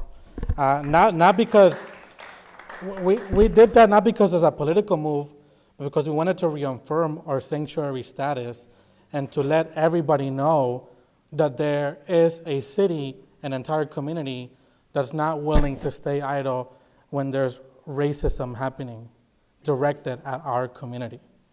So that's the reason why we did that, and I invite you to do the same. I invite you to go to adopt the law that we did locally, which was a collaboration between residents and the city, and we passed a sanctuary law that goes beyond SB 54. Where does it go beyond? Because we believe in the value of second chances. Because we believe that whether you have papers or not, one is better than their past mistakes, so our criminal record should not be an impediment to you getting a job, good access to schools, scholarships, or if you want to live in another state, however you want to decide your life, whether you have papers or not, second chances, it is what it's all about. As a formerly incarcerated individual, I was lucky to have second chances, and that's why I'm here. So I would encourage the city, instead of taking such a stance that is fueled by rhetoric and racism, to initiate, partnership with the residents and explore more restorative justice. That means decreasing your law enforcement budget, which has gone up recently a lot, even though you have a very low crime rate. So you need to relook at that and put it into reinvestment into youth, into people that actually need services, and who need these second chances. I would even go as far as to pushing the city council and the community to replicate the Santa Ana Sanctuary Law, which has no carve-outs. Because, as I said, a sacred value that as a community that we have taken is that whether you have papers or not, whether you have a criminal record or not, everybody deserves a chance to stay, remain, and thrive. And that is the message that I want to leave in my last comment to you all, is that you need to embrace that people are here, they have the right to stay, and you should create the conditions for those same people to thrive. And yes, that includes the immigrant community. Thank you.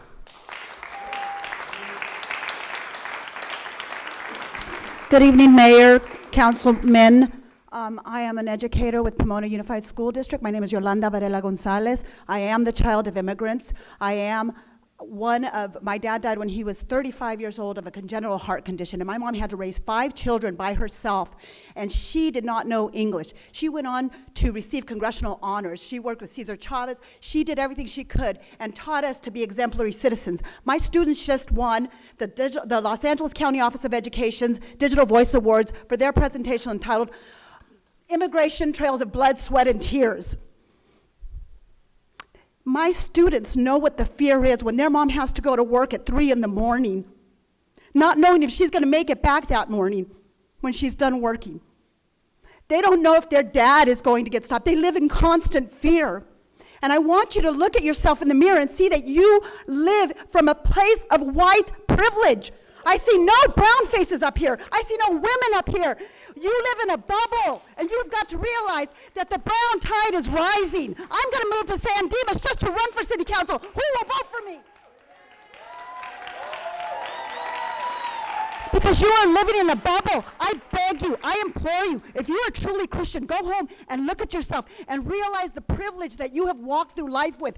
You don't know what it is like to drive and know that as soon as they see a brown face, as soon as they see you, and I live in Chino Hills area, and it is those sheriffs there are just racially profiling left and right, and I follow the cops, and with all due respect, because I have children in law enforcement, with all due respect, we know that there is racial profiling. How many of you remember when Eddie Cortez, the first Latino mayor of Pomona, was driving on a Saturday morning without his license? Back in the day of 227, 187, driving down Mission Boulevard, he didn't happen to have his license with him.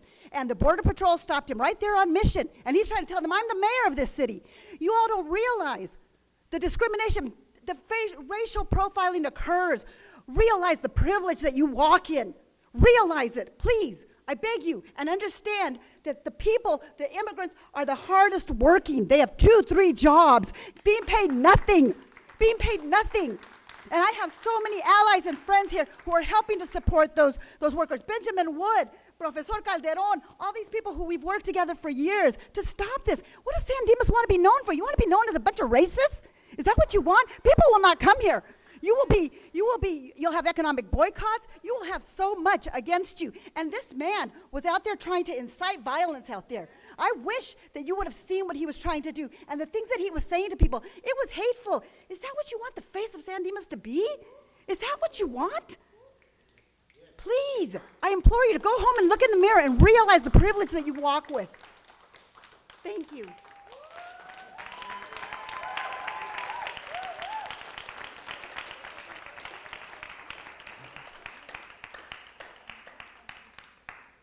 Good evening, Council.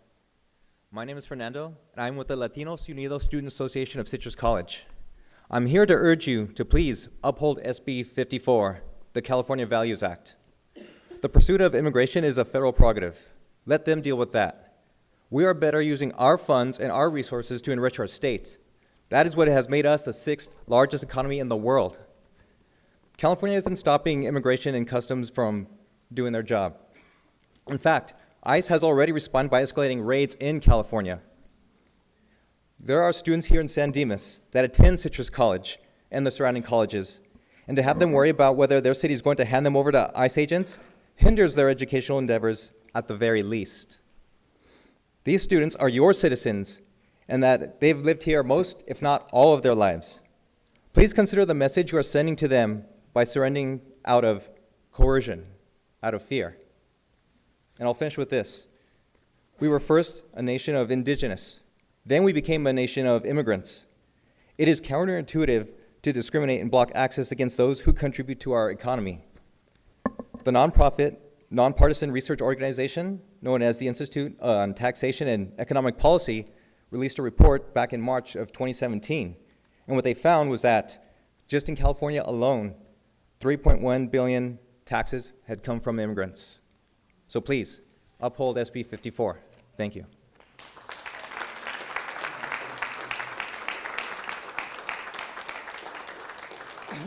Hi, good evening. My name is Fernando Rodriguez, and I'm a little ashamed that we're here speaking about basic human rights, you know.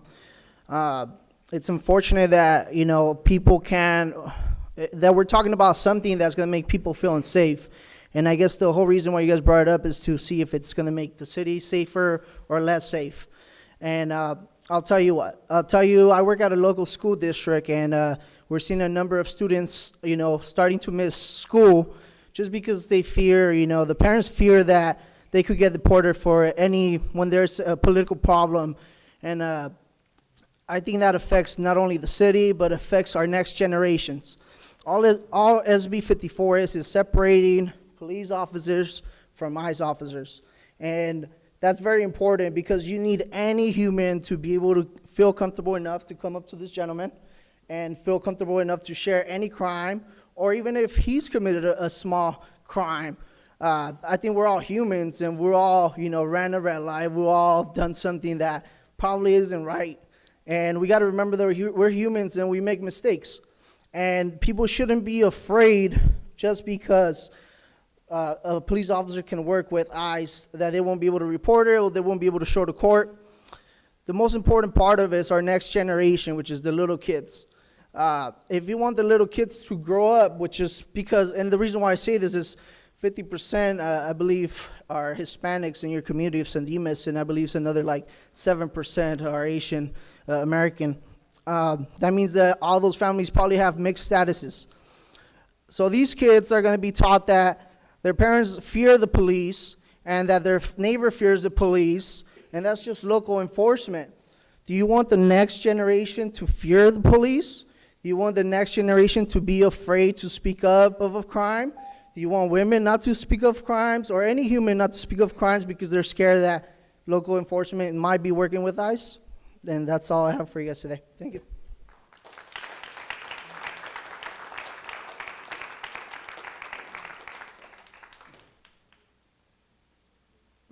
Yes, my name is James Sambrano.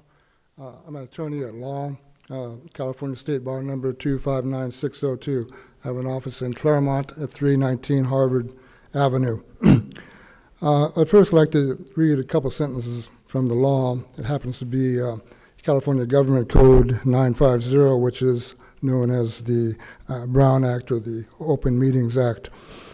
And basically, it says, in enacting this law, the legislature finds and declares that the public commissions, boards, and councils and other public agencies in this state exist to aid in the conduct of the people's business. They're there to aid in the people's business. I'd like to emphasize that. It is intent of the law that their actions be taken openly and that their deliberations be conducted openly. The people, in delegating authority, do not give their public servants the right to decide what is good for the people to know and what is not good for them to know. This is the exact words out of Government Code 54950. In my opinion, and after reading the minutes of the special session that the City Council had on March 13th, there was an attempt to violate the open meetings law. First, Councilman Viena attempted to get this request to join on the amicus brief in a closed session because he had received notice or the request from FAIR within the 72-hour notice period. Therefore, it was too late to give notice to the public. First tried to get it on as one of the exceptions of litigation. However, the law states that the city must be a party to the litigation or must be anticipating litigation. Therefore, that did not work. Then they tried to get it on as an emergency. Well, actually, they used urgency is what the city attorney used. However, it doesn't meet the standard for that because it has to be something that's threatened public health, public safety, or public services. So that didn't work. So anyway, they took a vote on it, 3-2. You needed 4 out of 5. It didn't pass. If it would have passed, the city would be making a public policy statement of major proportions without public input. This is just reprehensible in my opinion, my legal opinion, and it would subject the city to a lawsuit either by private attorneys or the state attorney general. Another legal issue I might like to pose is the Equal Protection Clause of the U.S. Constitution, which you have a duty to uphold by your oath of office. It basically states that all persons within the jurisdiction of the state of California are entitled to equal protection of the law. And the Supreme Court of the United States stated that that includes undocumented and documented persons.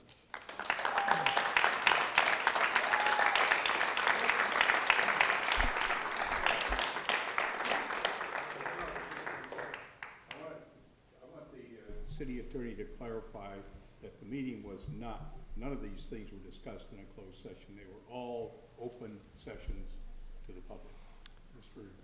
Thank you, Mayor. I just want to respond to the last comment, and I appreciate the comments from the speaker and that he's an attorney at law.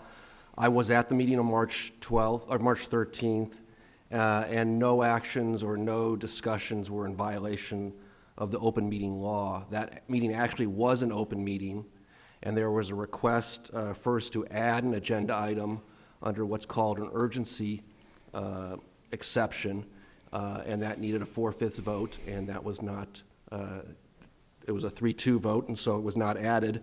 The question of whether we could go into closed session was whether or not we would be discussing participating in adding ourselves to an amicus brief, and that is a category that you can go into closed session. So although no action was taken and there was not sufficient votes on March 13th, I just want to clarify that the discussions and the votes taken were in an open meeting, and they were in compliance with the open meeting law. Thank you, sir. Good evening, Mayor, council members, and staff, audiencia. Buenas noches a todos. Manuel Maldonado. I'm a community leader, community outreach organizer as well. This evening, I'm very appalled to see that the city of San Dimas is wasting taxpayers' money just by mayor bringing this issue of trying to get out of SB 54 from the state. Some of the speakers before me said some are in support and some are against being part of AB 54, I'm sorry. But let me remind you that this country was composed of immigrants.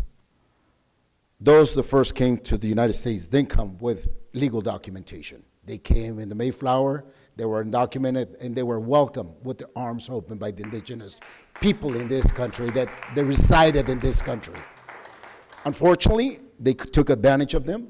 They took their land, they took their animals, they took their trade and a lot of other things, and they drove them to the desert. Now we've seen how later on some Africans were brought from Africa to be used as slaves. They were sold, they were traded like animals. Now, very similar things are trying to happen now. I have never seen in the years I've lived in the United States how much hatred a president of the United States has boiled into this country. And it saddens me that people like this that are here, and don't turn around, I'm talking about you, that comes and preaches and so much hatred to these meetings and has a child, how much hatred that child is going to grow with. How much hatred that child is going to grow with. That's why we have so many young men shooting in our schools. That's why we have so many young men shooting in our schools. It's sad. It's sad. It's very sad. And another thing, just see, that's the kind of, it just shows the kind of ignorance and the. You heard what he said to me. You should call it out of order for that. Said, and we're all out of order saying it. And there's no reason for that. There's no reason. Can you please stop the? Can you please stop the time?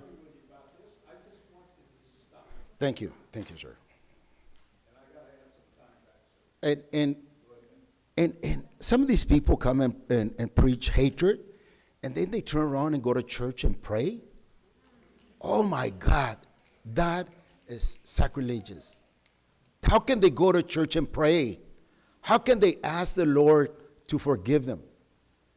That is sacrilegious. That is sad.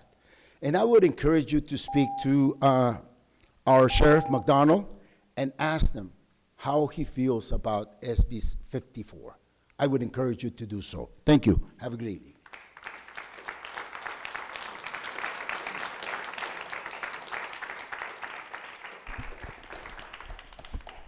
Bob Olander, San Dimas, California.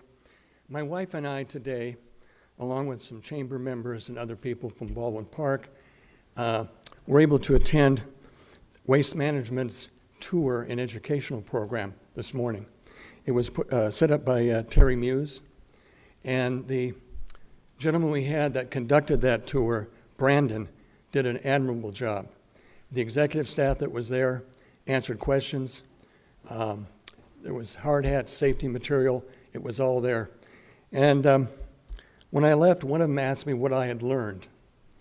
And what I had learned there was that I thought I was doing a good job recycling. And you know what? I'm not. The number of things that I learned over the years we're supposed to recycle, a lot of those are not recyclable anymore.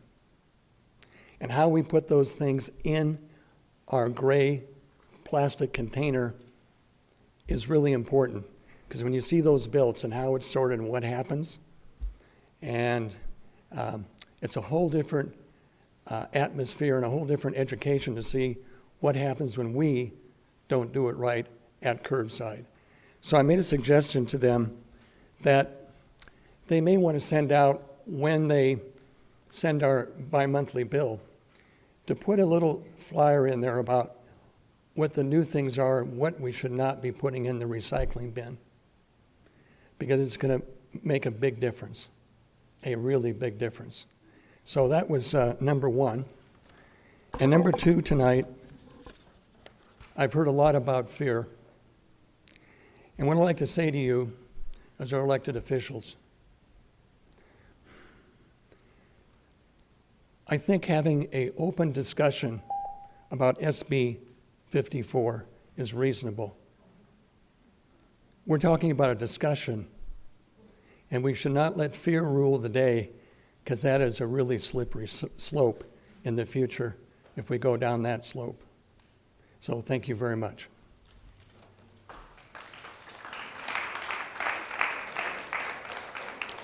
Hello, everyone. My name is Eda Erdener. I'm living at Claremont. I was psychology professor in Turkey, but I had to apply political asylum in the United States because of the ongoing hostile climate against intellectuals and academics. So thanks to God and to you and the United States, I was able to find a safe home in your country. But since I came here, I have been hearing a lot of hate speech and hate actions, that go back to Mexico, go back to Turkey. And I think these hate speech and also all these actions are against your values and constitutional laws. To hunt people at checkpoints, to show the doors to immigrants, and also to encourage the division, I think they are not your values. So I want to I am asking that council member Vienna resigns because I believe that he is not representing the values of the Constitution and United States. I want to thank you, the United States, again, because I'm home now. Thank you so much.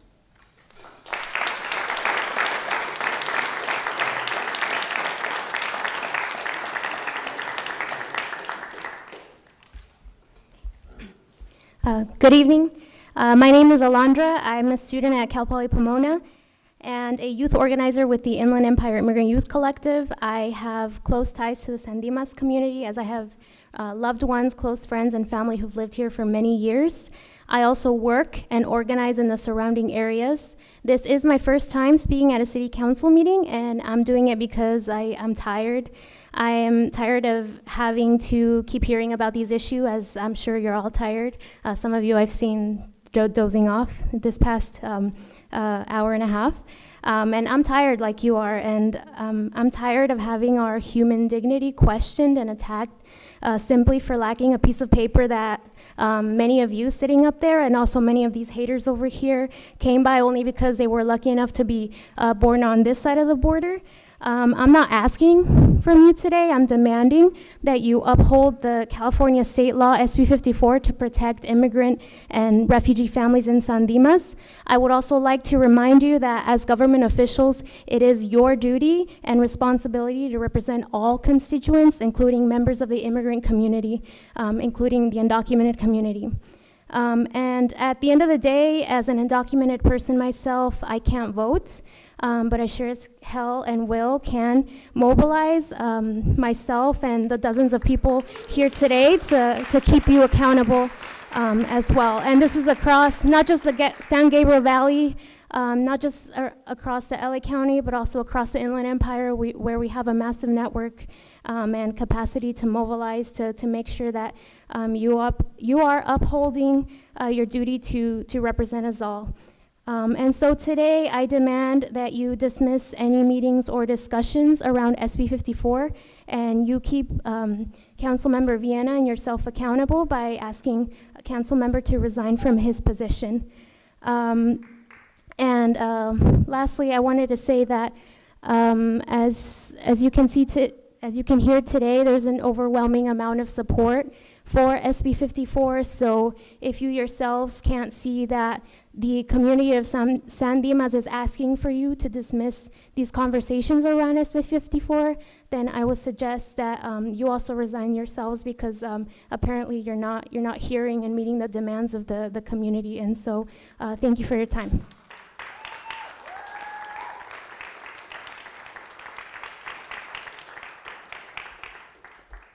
Good evening, Mr. Mayor, members of the council, city staff, and beloved community.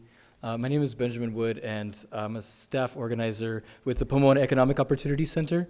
We run the Day Labor Center on West Mission, and are just a resource for the community that's looking for work, that's looking for workers. We get involved in a lot of other issues that affect our immigrant community and our low-wage workers. I was born in San Dimas, so it's something that I'm proud of. Or I was before tonight, before I learned that you were considering perhaps becoming party to this lawsuit, or the amicus brief, or filing an amicus brief with the court. I'm glad that you have decided to study the issue. It's one of the things I always try to encourage our folks is to continue to learn, to study, to keep your minds open. And there's a lot to study. The bill itself, the text of it is very short. Madeline gave you a copy of it earlier. But there's a lot of other resources out there, including there was a paper that was written and signed on to by 100 different law professors in support of SB 54. It's a very good read. Our center, our staff, our community has been looking at sanctuary policies, immigrant protective policies, both at the state level and at the municipal level for many years, even before SB 54 was passed into law. And so I'd just like to offer ourselves, our organization, and ourselves as a resource to you as you endeavor to study this law and its impact here on our community in San Dimas and beyond. I hope that's why you've chosen to study it, and not that it's being dragged down this path towards hatred and xenophobia, because that's what's going on in Orange County and Huntington Beach, and it threatens. It really does create a fertile ground for hatred and for hate crimes, and there's a long history of that in this area also. So. A lot of people have been talking about the Constitution, and I just wanted to bring up one issue that, because I think it's important, that the 10th Amendment to the Constitution is part of the Bill of Rights. So it was important enough that our framers thought it would be, it had to be one of the very first amendments. And the 10th Amendment, you'll forgive me if I've paraphrased, but says that the rights not reserved to the federal government will be, delegated to the states, the several states.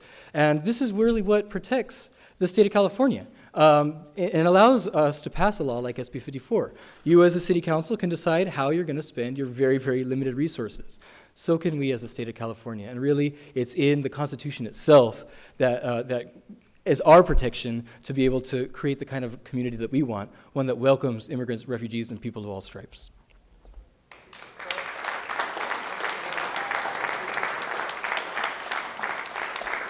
Good evening, and thank you for this opportunity to speak. Good evening to all fellow Californians and those who may be visiting from out of state or out of the country and find yourself in these chambers. I want to go a little broader and just say I'm a last generation immigrant of European descent, and because my sister and I don't have kids, and I teach at 2 community colleges in the area. I grew up here, and I have the opportunity to work with many first generation students. I don't know everything behind this Senate bill, but I just want to say that for all of us in the United States and the country and the world, that I hope that we find ways, regardless of politics, finances, race, religion, all the things that can divide us, to work together to find solutions that are best for all of us who reside here in this country and this world, and find ways to work as human beings to work together. Thank you, and bless everybody. Good night.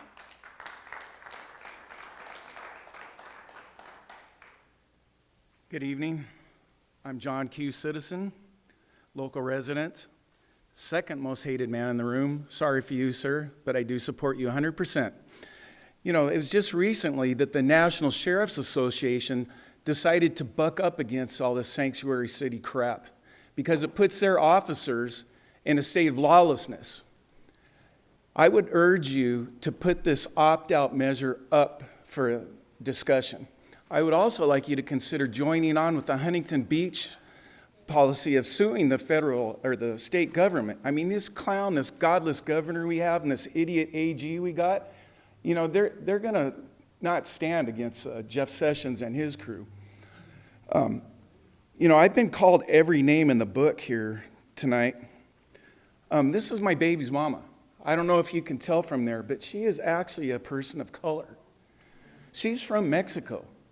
I loved her brown skin so much that I produced a small child with her. Now, my child holds dual citizenship, and she speaks mostly Spanish. My wife has taught her American Sign Language. Now she's teaching her Spanish Sign Language. Silly me, I didn't know there was a difference. But these fools and these rejects back here are going to call me racist names. Has nothing to do with race. It's only with law and lawlessness. This state is in a state of lawlessness. This is the first group that has had to have a special set of laws, regulations, and set-asides. No other immigrant group has come here and asked for this. Look at the Vietnamese community. They came here from a war-ravaged refugee situation. They've thrived. They've never asked for anything, and all they've done is give back to the community. This is outrageous. It's outlandish, and these people are nothing more than a bunch of brown supremacists and racists. You heard all the names they called us. How many insults did they give you, racial insults did they give you, sir? It's outrageous. It's uncalled for. Now, I'm going to tell you, I apologize for raising my voice and getting out of control. I apologize for the way I behaved out there. I intended to act like a good citizen when I showed up here. But then I saw them out here lying and chanting and telling everyone they're undocumented and afraid, like they're lawless. They have no care for anything but themselves. And the funny thing is, I went out there and trolled them, and they sent their little security team with their little yellow vests to try to push me out of the area because they don't want to hear dissenting opinions because they're a bunch of fascists. Then another thing they did is they made a circle. They made a wall. They have a wall, but they don't want us to have a wall. I want a wall. I want to support our president. I want to go back to the order of law. I say more. Please get on board with our illustrious president and support him.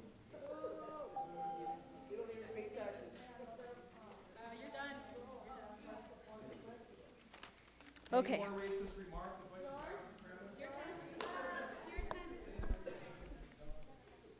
Okay, good evening, City Council. It's kind of hard to follow that irrational and ignorant rant, but here I am. I'm actually a PhD student who studies immigration policy and critical race theory. And let me tell you, I'm not here to tell you immigration history unless you pay me, because that's what I do to get paid. But also studying critical race theory, let me tell you that race does have a definition, and Vienna, if you don't like being called a racist, you could stop associating with racists and stop doing racist things. That's my advice to you. Okay, aside from all that, yes, I'm a PhD student, but you know what? I'm also a daughter, I'm a product of undocumented immigrants, and I grew up here in Azusa, so we're neighbors. So this is very concerning to me because I do come to San Dimas. Again, we're freaking neighbors. I come to San Dimas all the time, Trader Joe's, Target, Ross, and I come with my family. So if you decide to take a step to go against SB 57, it's sending a message to all the cities. And I want you all to listen to me right now because I see you looking around, and I'm here to talk to you what you're getting paid for. So please pay attention right now because you're all dozing off. So what I'm saying is that if you go forward with this, we're not going to come here anymore. You're sending this message to our communities that San Dimas is not welcoming. And we are organized. We're all here right now. So if you wish to move forward, you're going to see a lot more of us, and we will resist you and we will fight you because this is our community. We live here whether these racists like it or not. We've lived here, we've been here, and you know what? We're going to continue being here. That's the funny part, whether you like it or not. So you all better start listening to us, and please just avoid, don't even have this discussion. Move forward. If you have this discussion, then move forward to support SB 57. The city of Alamitos decided to go against it, and guess what? They're going to be facing a lot of backlash from different organizations. They're going to be sued by ACLU. If you go forward, you're going to be joining back and forth and losing a lot of money. So be smart and don't make that move. You're going to be wasting taxpayers' money and your time. Lastly, I also organize with youth here in San Dimas and Azusa. And if you think there's no immigrant youth living in San Dimas, undocumented immigrant youth living here, you're freaking delusional. This is an immigrant community, and we live here. Thanks.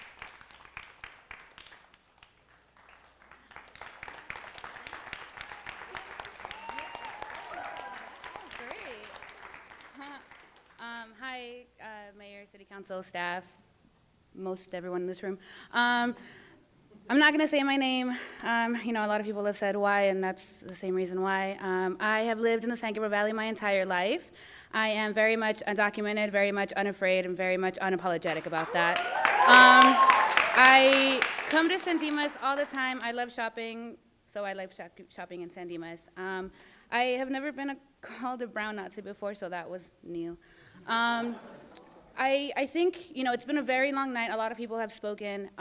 Most importantly, a lot of San Dimas residents have spoken, and I'm pretty sure, at least I hope you've heard, that they were all pretty much urging you to just do nothing. Don't do anything. Like, just don't do anything. Don't follow we don't need more discussion. You know, that's what they want. I haven't seen anyone from San Dimas, you know, ask you to keep discussing this matter. So, you know, you work for your people. This is what your people want. Look at the people that are showing up. And we're telling you, you know, as your constituents, what we want to see from you. And so, sorry, what? So, you know, like,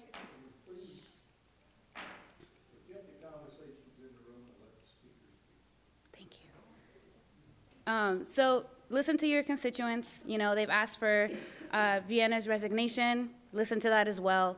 You know, you don't need to do anything else. Just let it die here. We don't need more discussion. There's no reason for it. Let it go. Thank you. Good night.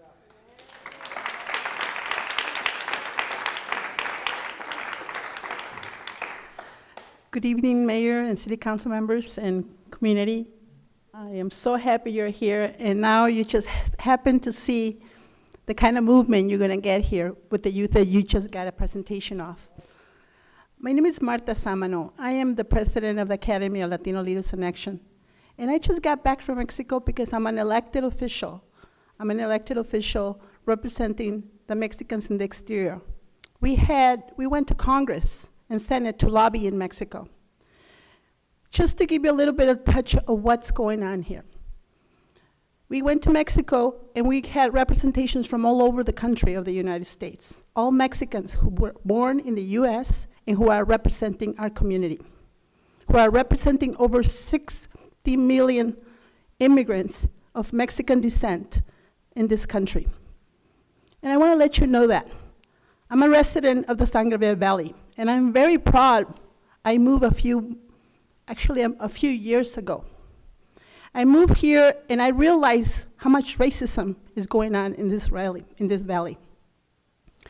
In 2016, we mobilized La Puente, West Covina, and most of the cities in the other side of San Gabriel Valley to make our cities sanctuaries. And you are gonna be in a serious, very serious problems if you think we're gonna let San Dimas remove their sanctuary city. I was the president of the International Ladies Garment Workers Union, AFL-CIO.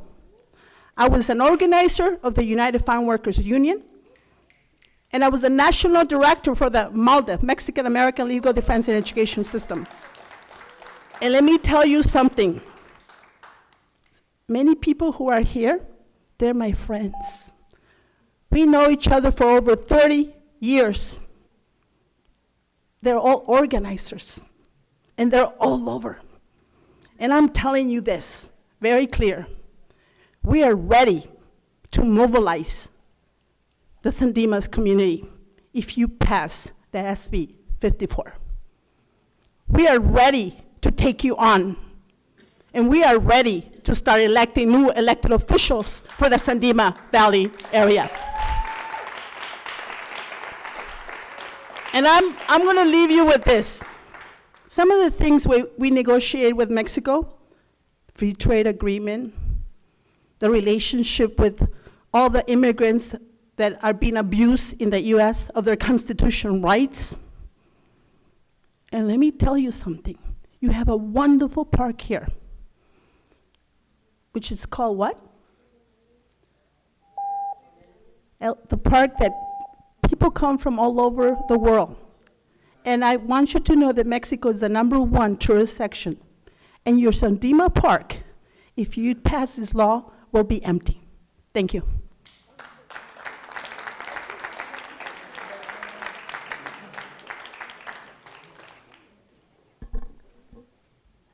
Good evening. My name is Frank Guzman. I'm a school board member in your neighboring city, Pomona, and a candidate for the 52nd Assembly District, State Assembly. I'm here today asking that San Dimas dismiss any meetings or discussions around SB 54. We need a city and a council to protect our neighbors, and we're asking that you not deport our neighbors. As a neighbor, as someone in education, I strongly feel that it is our role and responsibility to serve all of our people. And our people may be documented, maybe not, but at the end of the day, when they're counted for the census, cities are funded based on those counts, whether they're documented or not, and we're urging that you will take the necessary steps and not support SB 54. Thank you.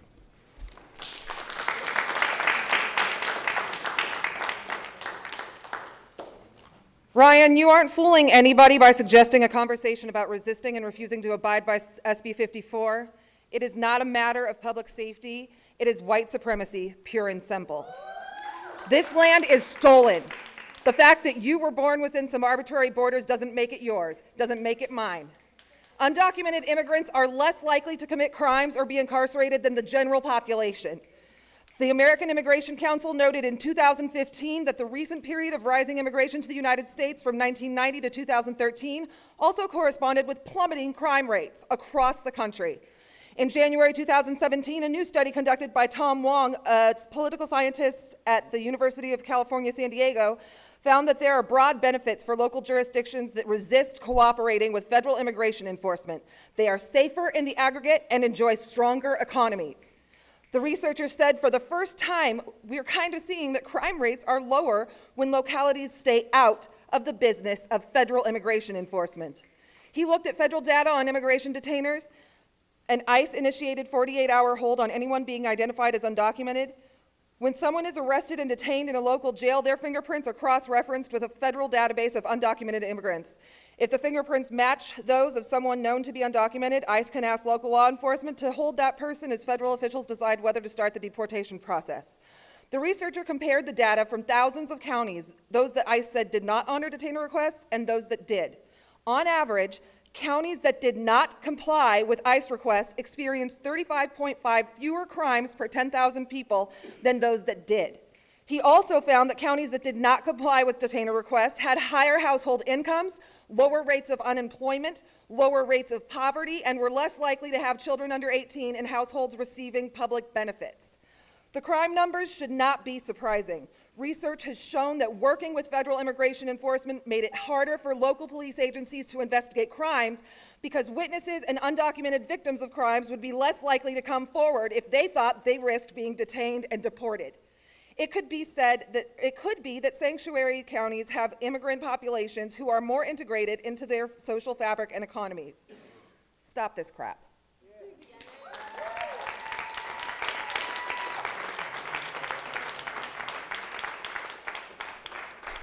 Good evening, Council and Mayor. My name is Claudia Ramirez, and I'm a San Dimas resident. I live, I work, I shop here, but most importantly, I vote. And I'm here to support SB 54.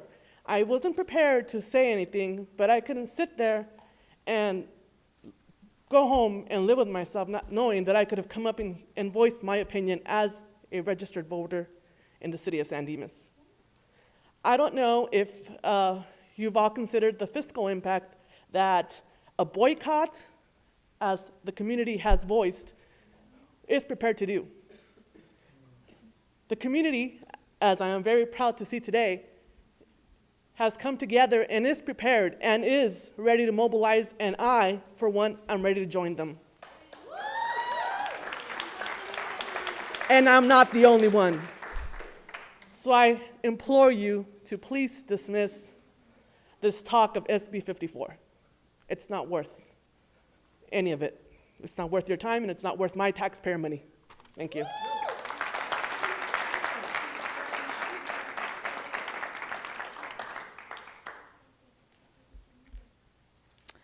Good evening. My name is Irma Linda Osuna, and I am just a resident, not too far away, city of Upland. And folks, after this session, we need to regroup. We have a lot of work to do in the city of Upland, and there's a lot of mobilizing we'll need to do after this. I'm here because I'm really concerned about the rhetoric, and to ask if you please could just simply refrain from even voting. You don't even have to make a stance. Just let this one go, because everything that everybody's been saying here, supporting the immigrant community, are spot on. I don't want to use the R word. I don't want to attack anyone, but just the way these people speak and behave and their body language speaks for itself. Now, what wasn't mentioned is that, yes, there's a lot of hate and racism vocally, but you should see what's being said online. It is hate, anger, racism is seething on media. It's disturbing. And maybe people who are not on social media, who are in denial, may need to do a little bit of investigating, because there is terrorism happening online. We are being bullied. And we're not here to disrespect. The immigrant community is here to contribute, to be productive. We are not rapists or criminals or everything that has been said a couple of years ago from the divider in chief. And that is what he is doing, dividing communities with this hateful rhetoric. And so I'm here because I think everybody has made their point very clearly. But I want to also educate everyone who's online and who will see this, this recording. Follow the money. The military-industrial complex is investing billions in border security. Look it up. It's in their 10-year business plan. And all they need is hate, anger, and fear to instill on those that take the bait and feed into, so that the police, the department in City of Upland is the one that's initiating this discussion. Oh, what a coincidence, Mr. Vienna. So, you know, connect the dots, follow the money, and don't take the fear and the anger, hate. And everybody needs to just mobilize and use your money with your, use the power of your wallet and boycott. Thank you.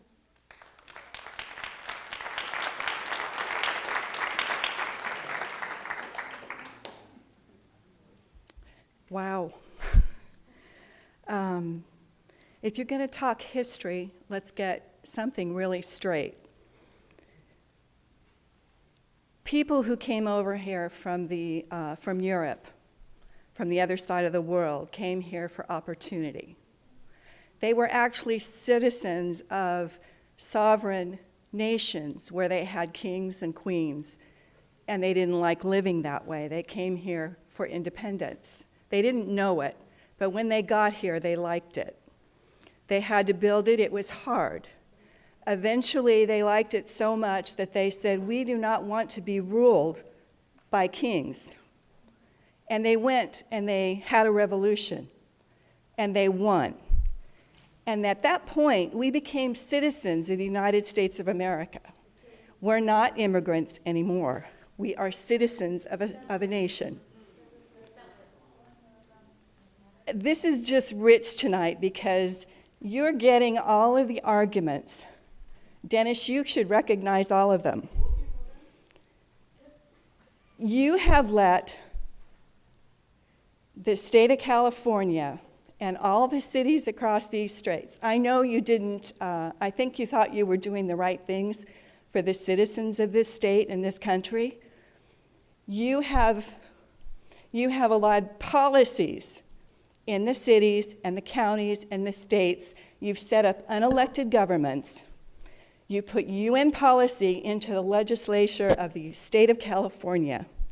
You have sat back and you have watched the governor of California nullify federal law. And so you have a duty to say you resist that federal law. You have put the sheriffs in a bad place. You need to fix this. And it's going to take getting the UN out of the state of California and all of the policies that you have placed there. Because this is your making.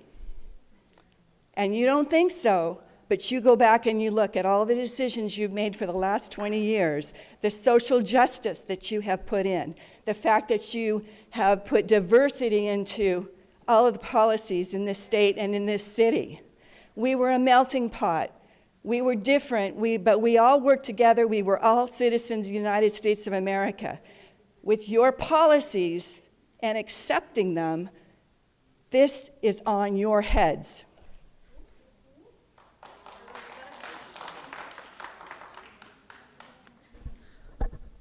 Hi, my name is Sophie Peters, and I'm here from Scripps College in Claremont, California. And I'm here because we need this city and this council of all white men to protect our neighbors and protect our friends, support the people around us. I'm asking that Council Member Vienna resigns because he is unfit for the role.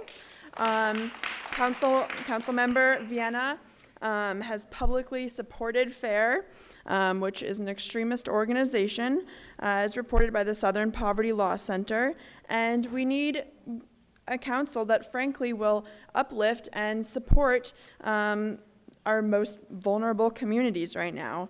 And I'm here on behalf of a lot of friends and neighbors, basically to just say that we need to protect our community.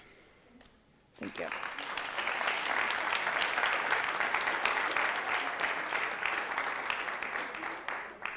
Hello, my name is Gloria Rodriguez, and I am a student at Charter Oak High School, and I live on Arrow Highway, and it's at an intersection. So I am one day I'm driving at Covina, and the next time driving in San Dimas, and my parents are both immigrants, and to you guys, they're here illegally, but for me, they are here protecting me and my family, and they are here because they felt like in Mexico that they had no voice, they had nothing, and here they have something. They have a house for us in which all of my siblings live. My younger siblings go to school and they fear our parents being deported every single day.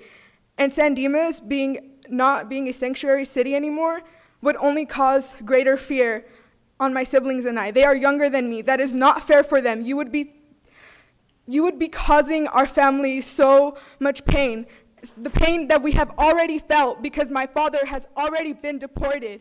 It's not fair for me to be in this position to talk to you guys who are people that are supposed to be representing my voice, yet you are taking actions and moving forward with something that you think is right but is not, because obviously it has affected all of us, and we are here today because we feel that this needs to stop here, and you do not need to go forward with this, okay?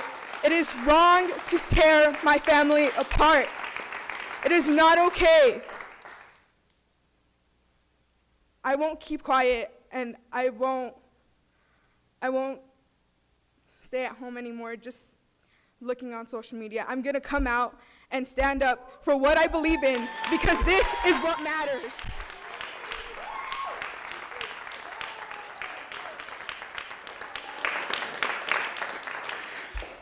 Hello, my name is Jasmine Lara, and I'm not gonna say my address because I want to keep my family safe, but I was lucky enough to come to this country and for my parents to bring me here legally.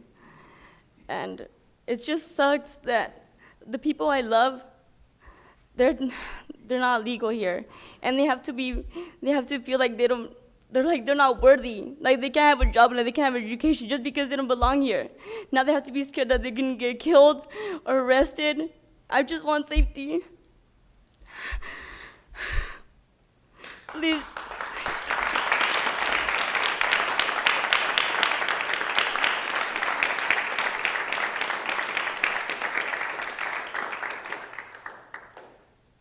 Good evening. My name is Veronica Miranda. I actually currently do not reside in the city of San Dimas. I came from the city of La Puente.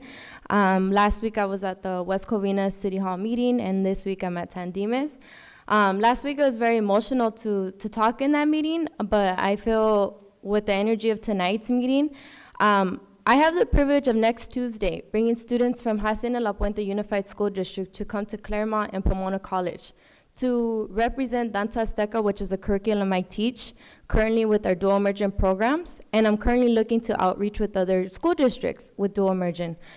Because when you learn a language, you learn the culture. And I think that's one thing we tend to forget. When the communities come here, you're learning the culture of what's around here. And to me, when I've had students apply to Laverne, I'm like, go for it. It's a beautiful place, it's a beautiful area.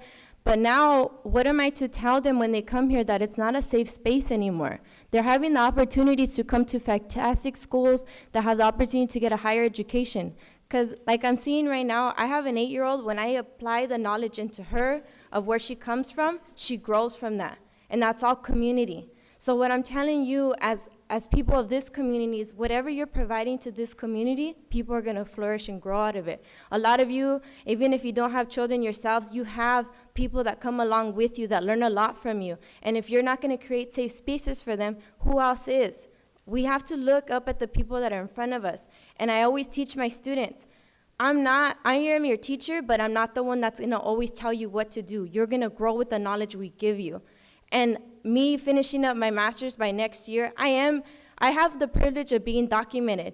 And I say that loud and proud because I have a lot of brothers and sisters that aren't. And I'm not here to be like, I'm your speaker person, I'm the person that's gonna give you voice, but you best believe I will be there on the sides of your sidelines to back you up. And with that, I just want you to remember one thing. We are here because we have a concern. And if you don't meet those demands, I'm pretty sure from the San Gabriel Valley, from La Puente, all the way to Upland, from what I'm hearing, or even other places, they will mobilize. And the power of the people, it doesn't stop here. Thank you.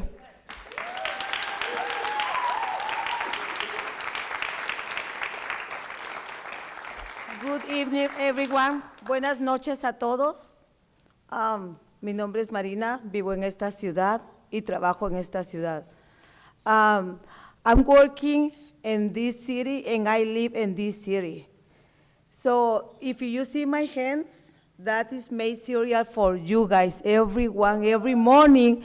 I don't have papers, but you know what? I'm here and I support my city. Thank you. And Mr. Viena, I'm working hard and then I pay double tax. And then I don't get any money. So please make it my city comfortable for us. Thank you.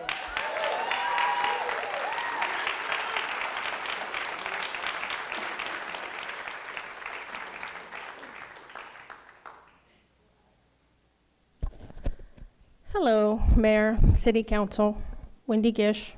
You know that I have always stood in this City Council and stood for the rule of law all the way, and you can attest to that.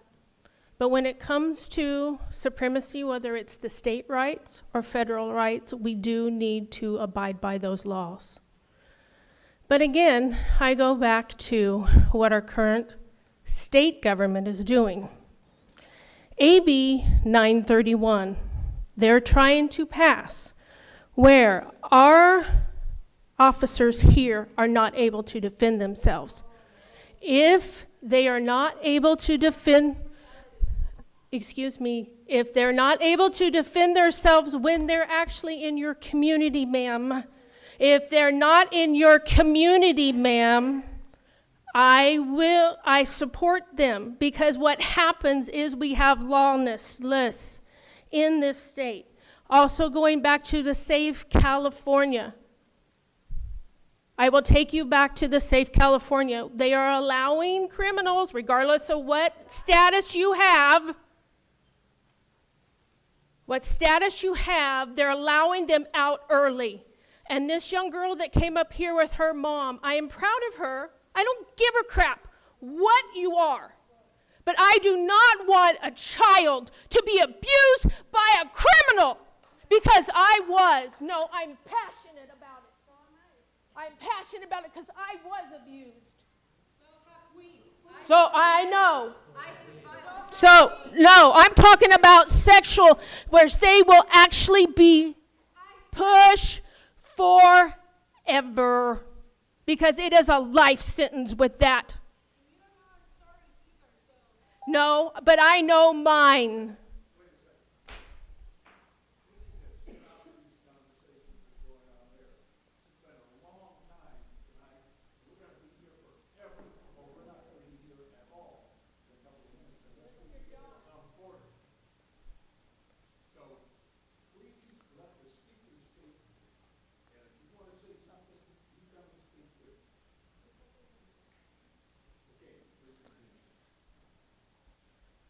Safe California Act, it doesn't really matter, documented or not.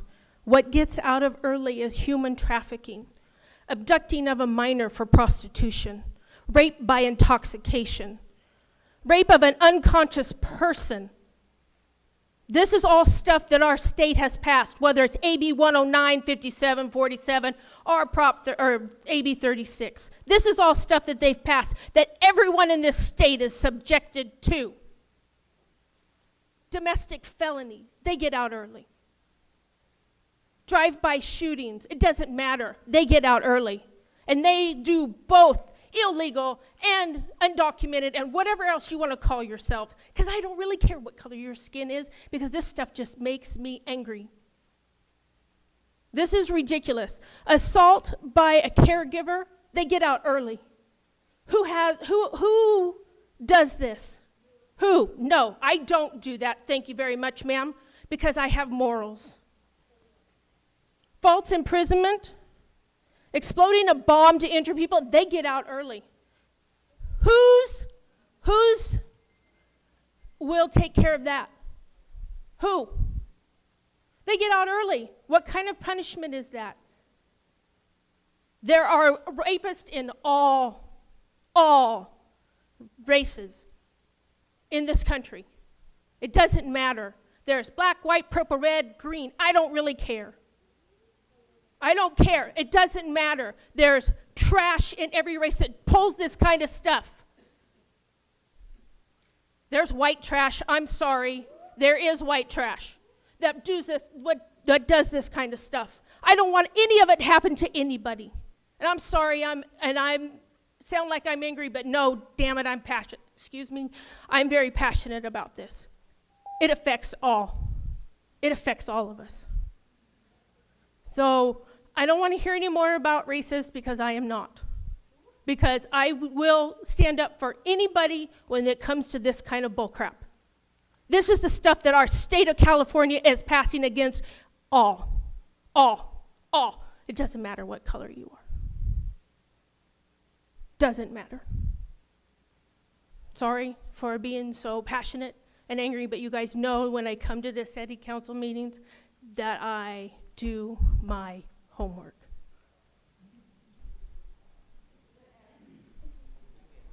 And I take care of what I think is right. And the supremacy law, when it comes to this, is the correct law. Thank you.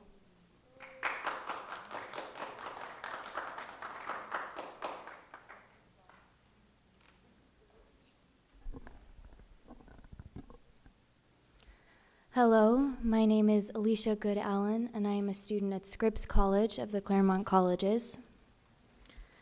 I am asking that San Dimas dismisses any meetings or discussions around SB 54.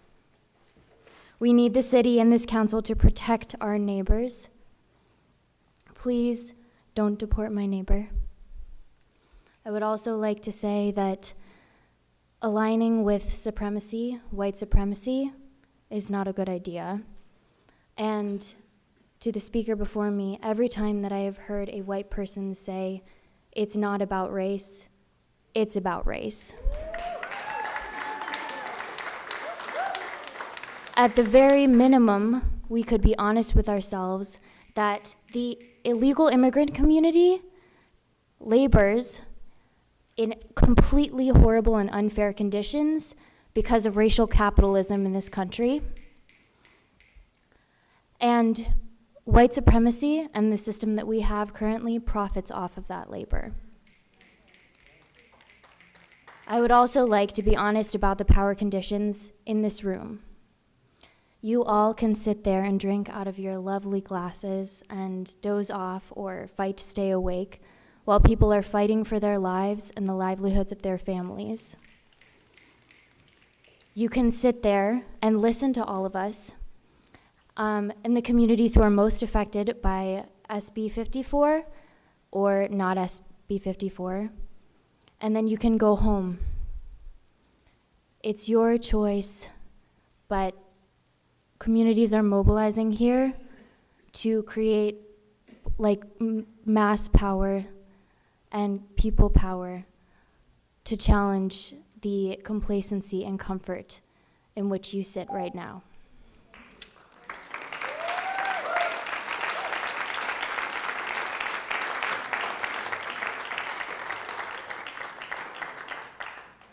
Am I allowed to say something again? It'll be shorter. Oh, is it not allowed? I don't know the rule. Oh, okay, good night. Just gonna speak to the labor. Okay, well, business owners in San Dimas hire undocumented labor. Spoiler alert! And they benefit from that labor. I don't personally believe that labor or productivity makes someone worthy of dignity and humanity. That just goes to everyone on planet Earth. We're all home here. But it has to be the paradox that is reconciled. I know of a local business owner who sent their daughter to Mexico to go learn Spanish. Why? Because they hire undocumented people as well as documented people who are exploited for their labor and put in positions that are, let's frankly say it, more prone to injury, less breaks than cush jobs that are, by the documented community have the privilege of those. So that they don't suffer the effects when then they go and vote or support ICE or violence or joining this racist lawsuit. It is racism, it is targeting, and equating, by the way, crime with undocumented people is racism. That is racism in and of itself. By the way, the rule of law, don't bring that here when our long history includes misassassination, slavery, least convicts, all of that was one time quoted as law. So let's not be fooled by that kind of language. I would ask you instead to do what's right by people. We all belong here on this planet. No one is more entitled than anyone else in San Dimas. Thank you. I have one last point, and I will be quick, because trauma and abuse is real in all communities throughout. What do you think is going to happen if undocumented immigrants, if families with mixed status cannot call the police, your sheriffs, to tell them that they've been victims of abuse? If you truly stand for all victims of crimes and abuse, you will make sure that we have access to police officers and resources so that we are no longer victims of that. So don't tell me that you stand here with everybody when you're basically disqualifying part of a community from having access to the police. Thank you. This is now a filibuster. It's not a speech anymore.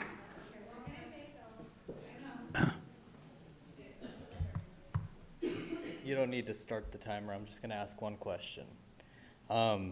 We can't answer it, but okay. Is money the motive? Is ICE funding the sheriff's department in San Dimas? Like, I just want to know what the motivation is behind all of this. That's all. I'm sorry, we cannot answer. We cannot respond because this was not on our agenda. Do you acknowledge my question? And the Brown Act precludes us from doing it. I can tell you, ICE doesn't fund anything in San Dimas.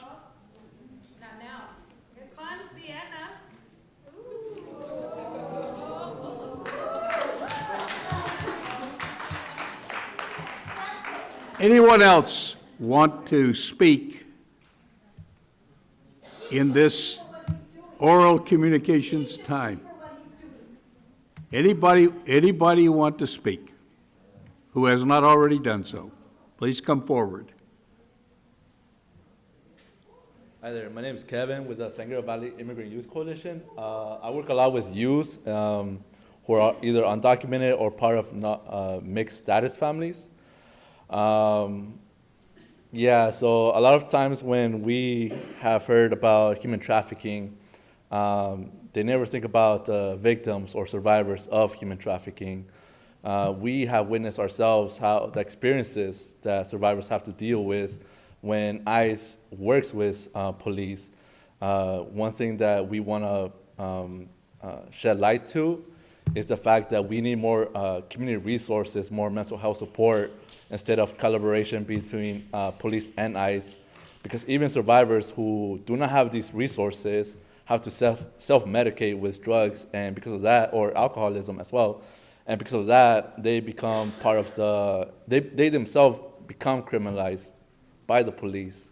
They end up in jails, in prisons, then they are transferred into detention centers who are either for-profit or just do not support our communities in any way. So it's not about whether or not we should deport criminals, it's how can we support our communities?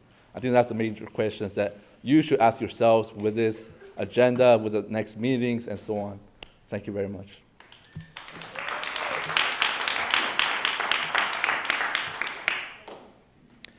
Good evening, Mayor, council members. My name is Daniel Loera. I work at the University of Laverne. I shop here in the city of San Dimas, and I love to shop here. And I think a lot about what this means for me as someone who works at building community. We're always trying to bring folks to the table, and what I see this proposition, being this proposal being proposed is that really we're looking at excluding folks from the table. We're always trying to bring folks. If you're not at the table, then really you're not part of the community that's being developed and built. And I really see that this is going to have the adverse effect of really, I think other cities that have also done this, it has a cleansing effect.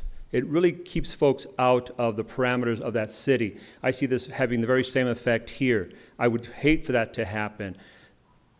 I live nearby, I work nearby. I feel this is a part of my community, my commute daily as well. I know a lot of folks who live here as well. I would hate to see this happen here, so close to where I love and cherish as my home, and I call my home as well. So I really urge you not to pursue this and to support getting rid of SB 54. Thank you.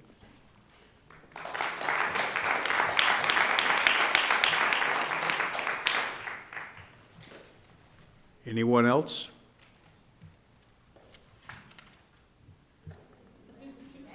No, you've already spoken, ma'am. No, we're through. This man needs to be held accountable for what he's doing, and it is a conflict of interest, and a lawsuit needs to be brought against him. You are, if you choose to abuse the process, which you have, this oral communications is now over. Thank you all for coming and expressing your opinions. But the time is over, and we'll move on to the next item on our agenda.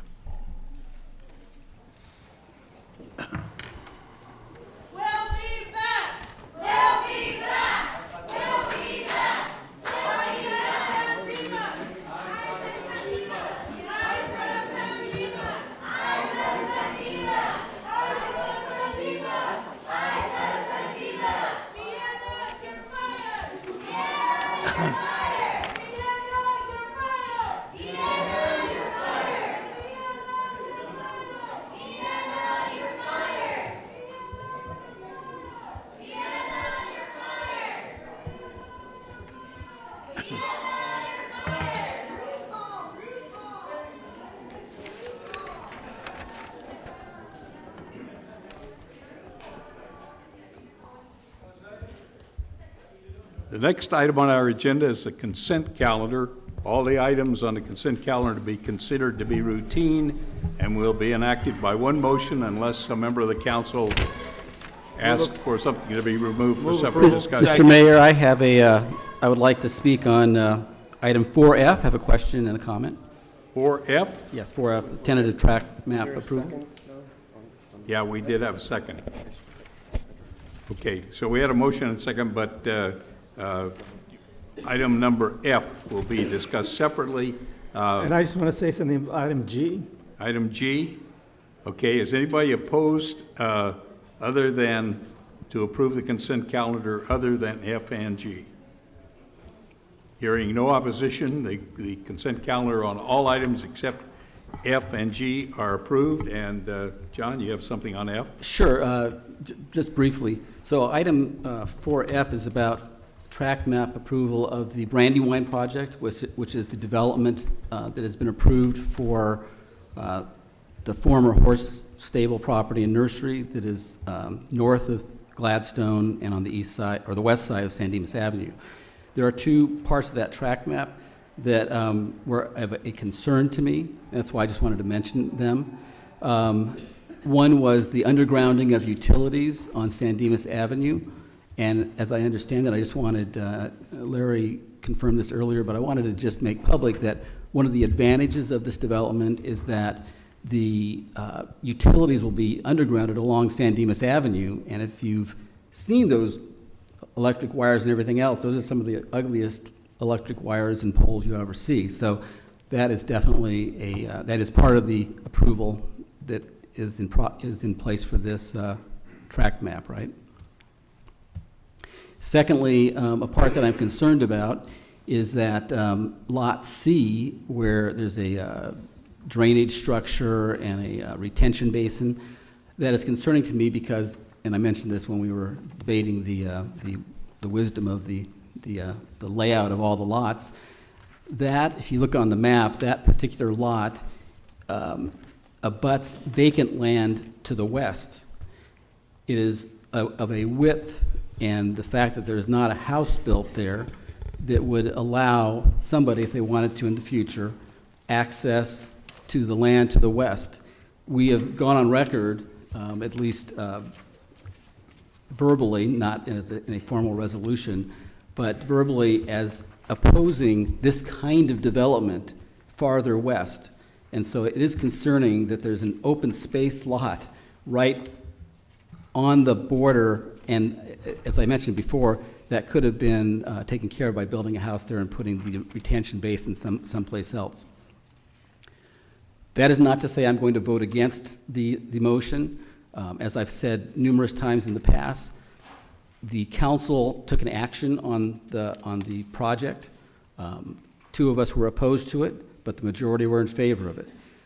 From that point onward, unless it's something really atrocious, I believe that we have to allow the process to go forward, make it the best it can be, and assist the proponents in getting their project done. So I just wanted to make those comments, but I will be voting in favor of this particular matter tonight. Okay, we had a motion and second, I guess we need a motion and second for item F. Let me add G to that. Okay, go ahead with G. I just wanted to point out G is a list of activities G is a list of the activities that San Gabriel Valley Council of Government have taken. I just would like you to take a look at that. If you have questions, you can either ask myself or Blaine about it, and we would give you more information. But I just want you to be aware of some of the activities taken by the COG. And with that, I move approval of F and G. Second. We have a motion and second to approve F and G. Any further discussion? Is anyone opposed? Hearing none, that carries by unanimous vote. That concludes the consent calendar. The only other item of business is a goal line update. Mr. Michaels? Say, Larry, do you have a real long update on this for us? Not as long as Then public how about comments. a brief update then? Just very briefly, you're aware that we have submitted a proposal relative to our litigation matter. Don't think we've received a response to that at this point. We did have a meeting today, the Gold Line Technical Advisory Committee. We're having discussions about the parking structure. There are no conclusions. We will ultimately bring that back to you. We are having discussions about the 3% contribution, and that will ultimately come back to you, and discussions about what are called first last mile improvements associated with the station. And we are starting a study funded by the Gold Line, funded by Metro, to analyze first last mile improvements for all 5 stations in the Gold Line 2B. That study should start next month and will take about 8 months. Beyond that, we have received some CPUC comments on our proposals. We're still working to resolve a couple of minor comments that they've made related to the roundabouts. We continue to be optimistic on that design option. We'll keep you updated as we get more information. Any questions of Larry about Gold Line update? Okay, we'll then move on to the oral communications with the city manager. Yes, so the mayor's call-in show is on this Thursday evening, the 12th, on its regular schedule. So it started at 7 p.m. on Channel 3 is when the live broadcast and call-in show. So that's this Thursday. That's all I have. City Attorney? This evening, I have nothing to report or discuss. Okay. Members of the City Council, the next item is to designate a mayor pro tem. The information is here about the rotation that has gone on for a long time. Anybody want to make a motion? Yeah, make a motion to accept Councilman Hebner as the mayor pro tem. I second that. We have a motion and a second. I didn't know the word. All I want is to be accepted. Is there any opposition? No opposition? You are appointed Mayor Pro Tem, Mr. Ebner. Congratulations, John. And we also have, because this is the reorganization for the year. We have appointments and assignments to association boards and commissions. All of those assignments are in your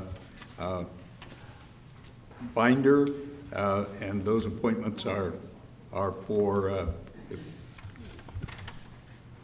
everybody is satisfied with what we have, we just need a motion to. I move that we accept the appointments as they are. And I'll second that. We have a motion and second to confirm. Unless somebody wants mosquitoes. Hearing none, Mayor, call the question. Hearing no opposition, it carries by unanimous vote. You're not buying that mosquito stuff, huh? No, sir. Okay. Then we need to establish a meeting date and time for the SB 54 discussion requested by the City Council. Do you have times, or anybody have any? Well, is there a discussion of whether we want to hold a discussion? Well, I In the have first- comments to make. Yeah, but I can wait. Well, the subject is that I suppose it's anything that you want to discuss regarding setting a meeting and when to discuss SB 54. So if you have.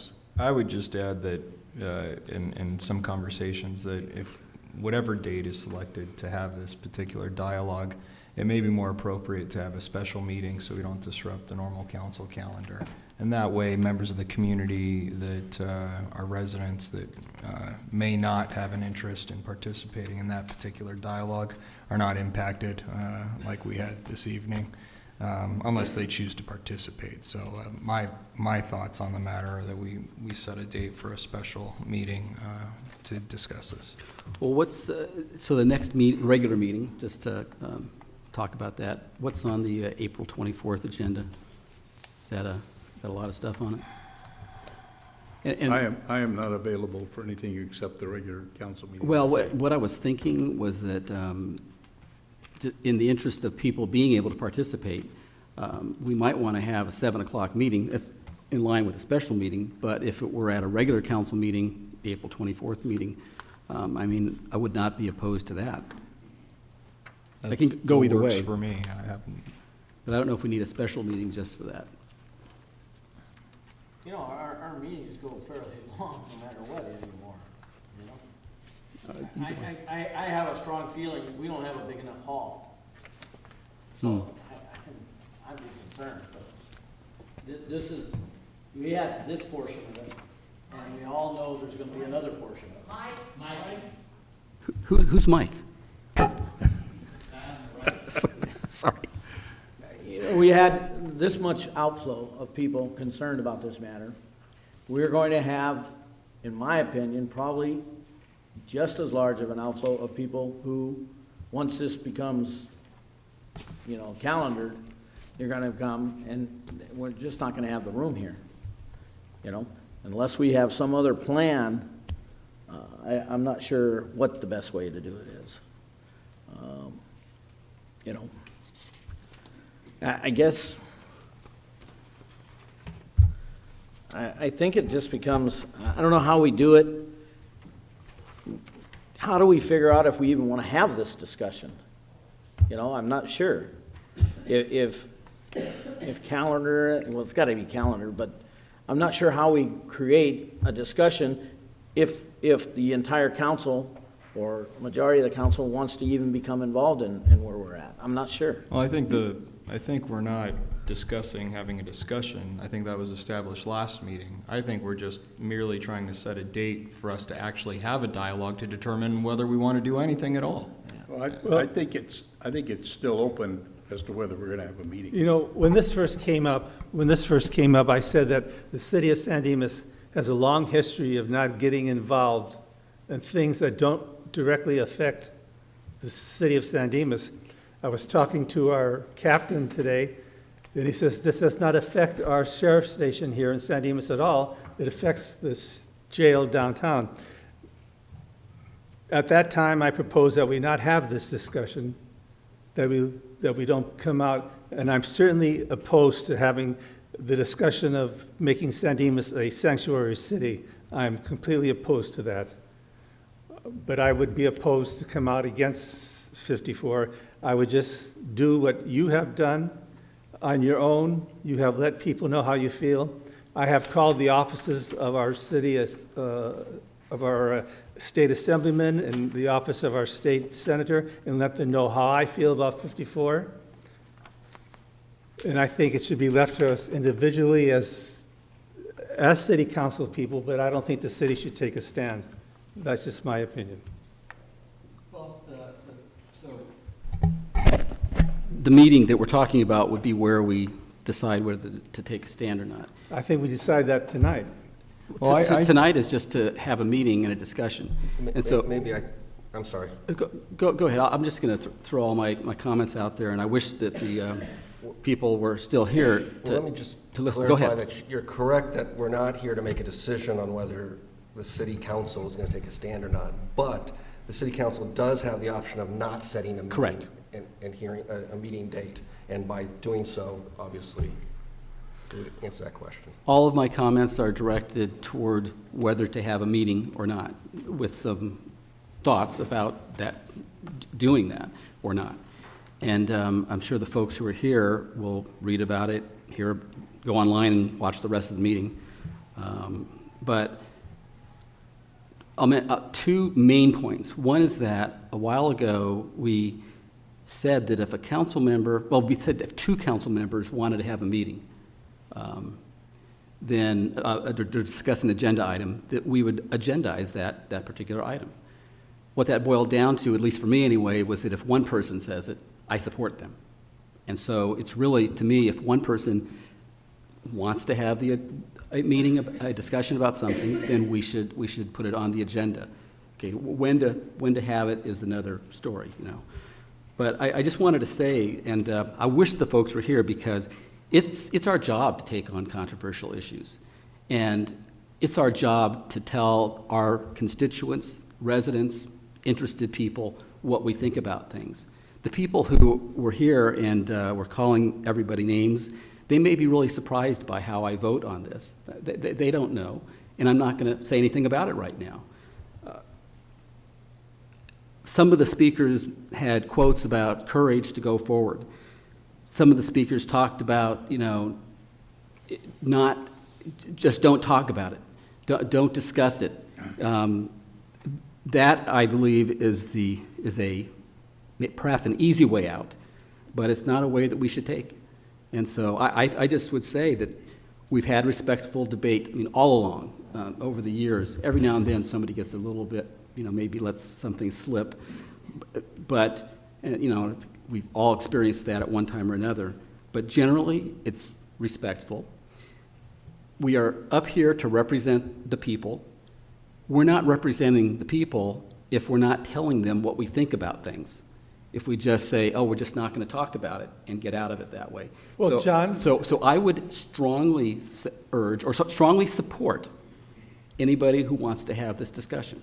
I've been on the city council for 28 years, and I've been asked to take a stand on abortion, on climate change,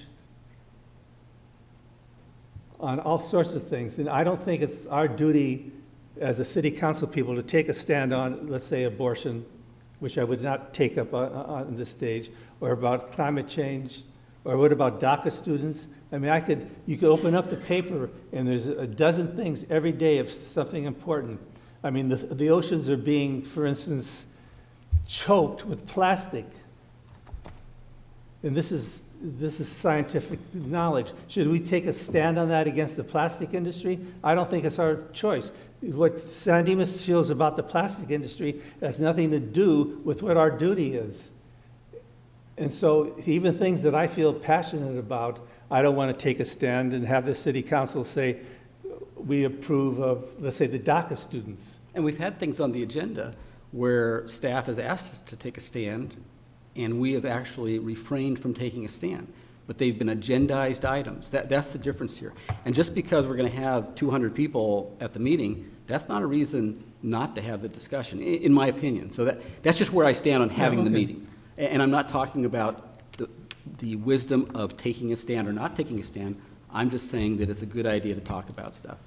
I greatly appreciate John's position, and frankly, the construct of democracy.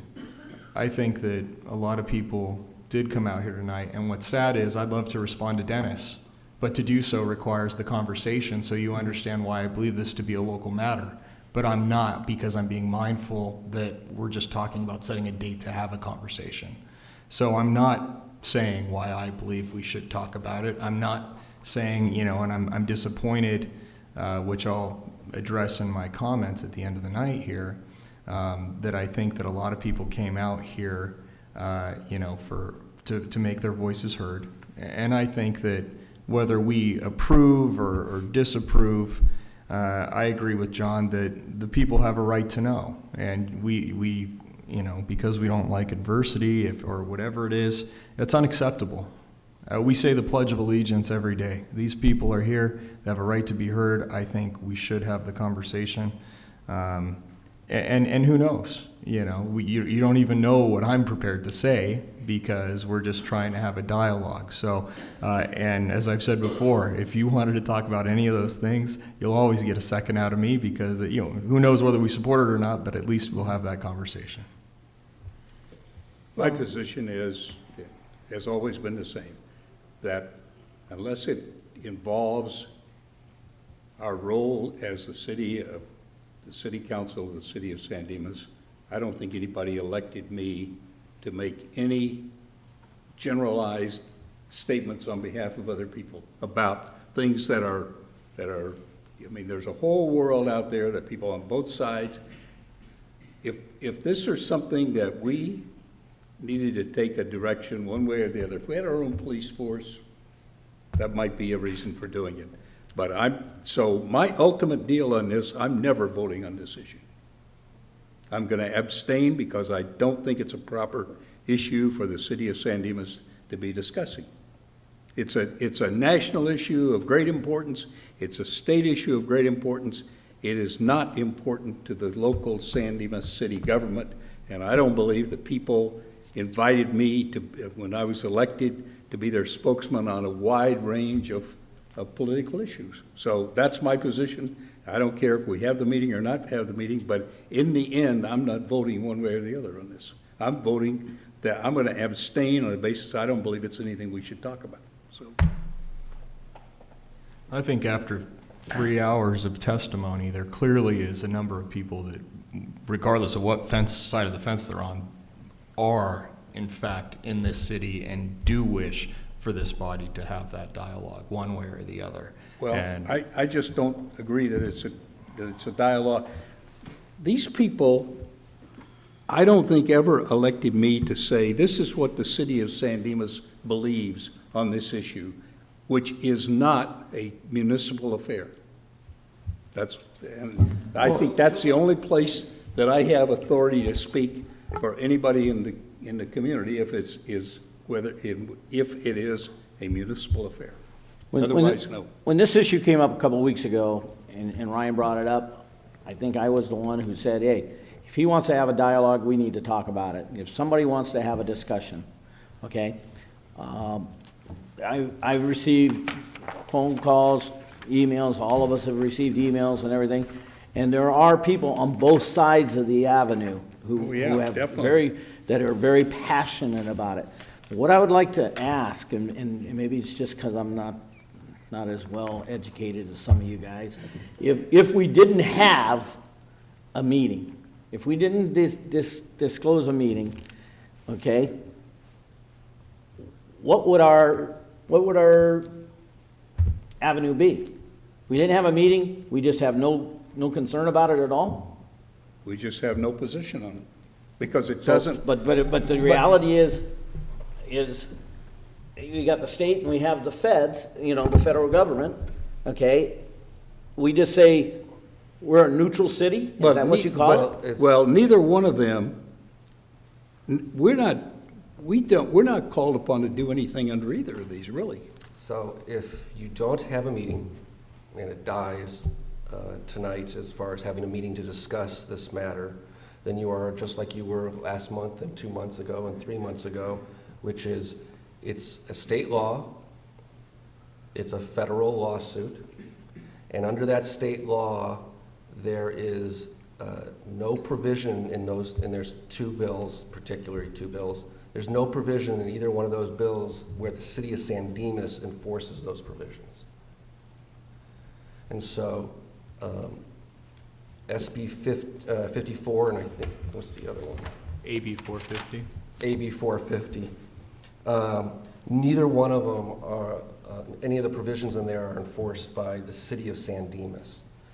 There's other entities that are put upon to enforce those laws.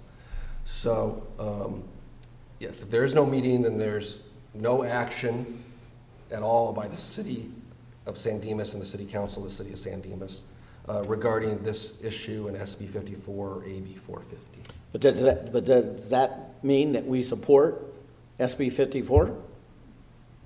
Well, that would be, to me, that would be what's inferred, but that's why I'd like to have the discussion. I mean, if the council chooses to not have this dialogue, I would think that the inference is that this is a sanctuary city.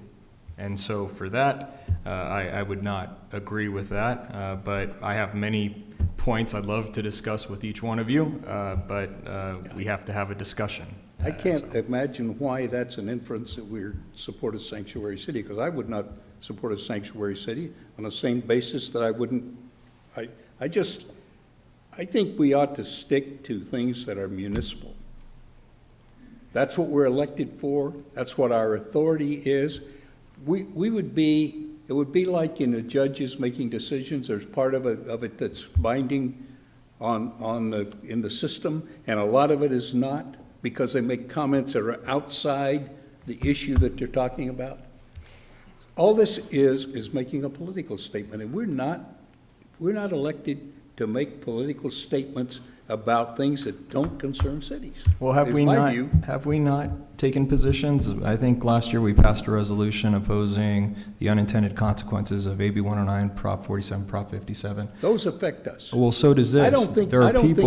I'm not sure we did, actually. We did. So, since a number of council members, whether that be one or more. I'm not objecting you guys holding, I'll attend the meeting, but in the end, I'm going to abstain because I don't believe that this is something I was elected to do. And I'm not ready to make any comments to that point that you're talking about until we have an agendized meeting. Okay, I just wanted to ask one question. I think Blaine or somebody mentioned the fact that if in fact we had a meeting that the sheriff's department had offered an assistant sheriff to at least address us about, what the ramifications are from the sheriff's department. Is there any impact with our San Dimas sheriffs versus the policy of the sheriff? Okay, and he would discuss it. He'd be a neutral guy that comes in and says, this is it. I certainly believe that Andy could do that, but I think the horsepower here might be one of those things that we should all hear, because there is a concern about what our deputies are going to do out in the field, okay? And I know it would help me, okay, to understand what the process is, because the one thing I don't want is, ICE kicking down doors. I don't want our deputies to feel like they're being hamstringed by the city, when in fact we don't make policy for the sheriff's department. So I guess if you had to have a number or a vote, I'd vote that we need to have the meeting so we can at least talk about it and we feel comfortable about it. And like many other people here, I don't think anybody would, question our, where we stand as far as being American citizens or citizens of the state of California. We'd at least have the dialogue. We could put it out on the table. We're going to have people from the other side of this platform talking with us too, okay? And then we'll have to just make a discussion. But at least I would feel more comfortable knowing what our deputies are hearing, from the higher hierarchy. I believe that's a benefit of having the meeting is here, and a benefit of having it at 7 o'clock, not 5 o'clock, and televising it, because the information should be out there and coming from the sheriff's department at an agendized, everybody knows it's coming kind of meeting is, I think, a benefit. Well, and Mark is prepared to, at a meeting, he's prepared to explain the whole thing. Exactly. Set a date. Yeah, I think we're at the point of setting a date. Just set a date. I mean, I would say either, if the meeting of the 24th doesn't have very much on it, I would either say that meeting, that day, the 28th of I don't think April- we ought to cancel a regular city council meeting. Well, it's not cancel, let's add it to it. But the 28th, which is a Saturday, is a massive transition where I work, and who knows what's going to happen, but, so I could not entertain a special meeting until at least after the 8th of May. If you're going to have this discussion, it should be at a regular city council meeting if you want the public to know what. If you're going to have a meeting, it should be at a regular city council meeting. This room isn't big enough. We have to hold it some other place. Yeah, we could hold it some other place, but still, on the night of a city council meeting, when people expect the city council. I agree. I think the 24th is a good idea unless we have something that we're going to be talking about that night. I agree with John. With respect to if we hold a meeting in here, we're able to broadcast it live. I think if it's in another building, we'd have to tape it and then run it, so. We've had meetings in here where people are out in the halls and the patio, so. These people, I mean, there was not a single citizen here tonight. There were there might have been one or two, but, and this group will have more than this next time because they'll have more time to work on it. I mean, every single one of them they got up and said they were organizers. They started this on Friday, and it came pretty fast. Yeah, if they don't have 200 people, I'd be really surprised. I'm okay having it anywhere as long as we televise it and stream it, and I think ULV can do that. If we go to the community center, let's do it. We don't have a place. Somehow the candidate debates were televised live, so I think we can do the same thing if that's where we go. Wherever we go, it should be streamed live and at a time when people are generally going to watch the city council meeting if they're interested in city council meetings. I agree. Okay. Just to clear, yeah, we don't have the capability of broadcasting live from the community building. The only building or room that we have that capability is the council chambers. Oh, okay. Those weren't live. What did we do for the candidate debates? They're not live. Oh. Yeah, that wasn't live. No, this is the only place right here on the other side of this wall is the only place. Yeah, we'd have to check when they might be able to run a feed from here, but I think they tried that for the candidates forum and weren't able to. Yeah, I think so too.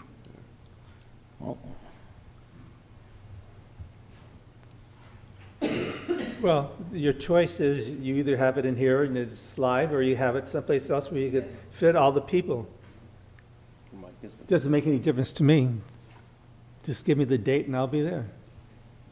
Right? I think the one thing that most people, when they've talked about this, the whole volume I think is turned down. It's on. Testing. There you go. Okay. I think the one thing and the challenge, obviously, with the chambers is it's not large enough to accommodate all these folks. But also, I think there's a number of folks in the community, those that have emailed us and otherwise, that do watch this. And I agree with John that it's important that I think the people are able to watch this. And I think it's pressing enough and there's enough interest that it should be done live. So I would almost support, getting more chairs and, putting some TVs out there on a roller thing if we need to, so people can watch and listen to what's going on. It's been done many times before. Let's have it on the 24th then and have it live. And if for some reason they can get a feed over to the community center live or the senior center, either way. And we'll we can change it. And we'll have it as a part of the regular city council meeting. Yes. Okay. And Blaine, is it, when we clear the deck, there can't be that much important, because it's going to take all night. Okay, the other thing, is there anything with respect to materials that you would like? Well, I'd like to have the sheriff's department involved, and maybe an explanation from you or Mark here about what 54 does. And AB 450 as well.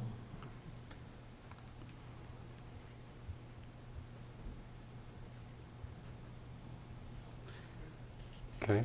And I'd Okay, urge people to email, call your elected representatives. City website has the emails on it. And so it will be a public meeting. Both sides can speak. Bring breakfast. Okay. Because as we all know, this group of folks are they're gonna repeat everything that we saw today. They're gonna repeat it. And then, so the new testimony will be the newer folks, but you're gonna still hear the same stuff over and over again. My hope, without jumping the gun too much, would be to have a conversation surrounding a potential resolution, if that's where the conversation leads. And so if there is that dialogue and the synergy is there for that to occur, then I would be interested in having staff prepare a resolution similar to what we did do for AB 109, Prop 4757, essentially laying out some language opposing that, reaffirming the oath of office, and also some of the other pieces that I think may come out of the dialogue. But to that end, I also think that there could be some dialogue about the other side of the argument as well. So I'm really amenable to whatever unfolds during the dialogue in that meeting. That's just my input for staff. Okay.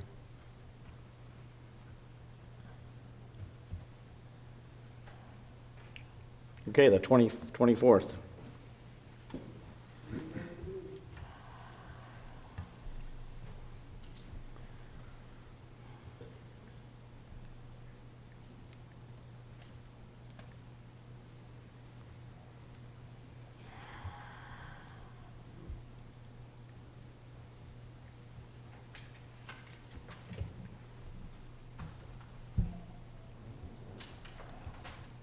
Okay? Got it. I think maybe a couple people here would like to know what's happening. Blaine, maybe you could explain to them, but they just walked in. Council had a brief discussion with respect to setting the meeting date. So they've selected April 24th, 7 p.m. here in this room. The reason why this room is because we have the ability to broadcast on television live. So we will be trying to see if there's another option to be able to broadcast the meeting live in maybe a larger room, but if we cannot, then it would be in this room, April 24th, 7 p.m. The other thing that the council had talked about was preparations for the meeting, that we would invite the Sheriff's Department to come and make a presentation with respect to information that they feel would be important for the city to know. In addition, an explanation of SB 54 and AB 450 as well as part of the meeting to explain those provisions and what they do. Will that be an action item on the next agenda on the 24th? The other discussion, Council can help me with, is that there would just be a discussion, and if the discussion led to some recommended action, it would be brought back at a future date, but otherwise it would just be a discussion with these information presented as part of the meeting. But there would have to be an intention to have a decision. There would have to be a vote to bring something back. So yes, there will be something will happen that night. But if it's an action that's not on the agenda, then it would have to be scheduled at a subsequent agenda. But it would be the result of council direction at the end of that discussion. Okay. But what will be on the agenda for the 24th is simply a discussion with no action. No. I wouldn't characterize it that way. No, I would think that we would take action. Yeah, I would characterize it as an action will be taken at, so there's three choices based in my looking at it. You're either supporting some sort of resolution, and we would direct staff to bring the actual resolution back based on our comments, a resolution against AB or Senate Bill 54. We might have a resolution supporting Senate Bill 54, and again, based on the discussion, staff would bring that resolution back. or we might take no action at all and say, we're done with it. We've decided not to take any action at all. Those, I believe, are the three. Mark, you can help me if Yeah, I there's was anything. going to say is that we'll be expecting an action from the city council. Depending on what that action direction is, we may have to come back to another meeting, or it might be finished on that evening. Right. And so the examples you gave would be examples of when it would be finished at the meeting, or when we would come back. If the direction was to do some type of resolution and we don't have it written, Right. which we won't, on the 24th, we'd have to come back. San Dimas isn't in the habit of just taking some other city's resolution and then voting on it. So even if points are raised that are contained in some other city's resolution, Santa Ana or Alicio Viejo or wherever it is, yeah, whatever it is, we wouldn't be adopting some other city's resolution. That's why any resolution would go to staff for wording to come back to us based on our comments.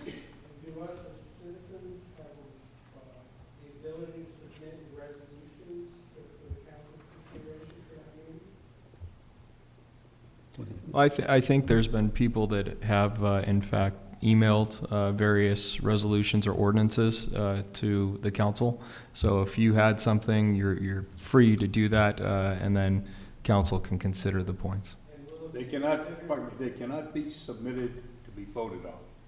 They can be submitted to have the attorney consider whether they would be appropriate, the language would be appropriate in a resolution, and the city council would have to decide then what would go in the resolution. Yeah, maybe I could help too, that anyone from the public can show up and give oral comments, or prior to the meeting, they can submit written comments. And those written comments can include other documents, whether it's information about the law or it's a proposed resolution. It would be just taken in as public comments, and then the city council would review those public comments and decide how to incorporate them if they were interested. You want to come to the mic just so that you can, I don't know, maybe that's out of order, but people can't hear what you're saying. So my question was that if I, as a San Dimas resident and citizen, submit a resolution to you, the city council, for your consideration, would it be considered equally with Mr. Vienna's resolution that he just talked about, that he's going to make everybody on your council aware of? Would it be considered with equal status, or is there some bias because it's a councilman submitting to other councilmen? That is more my question.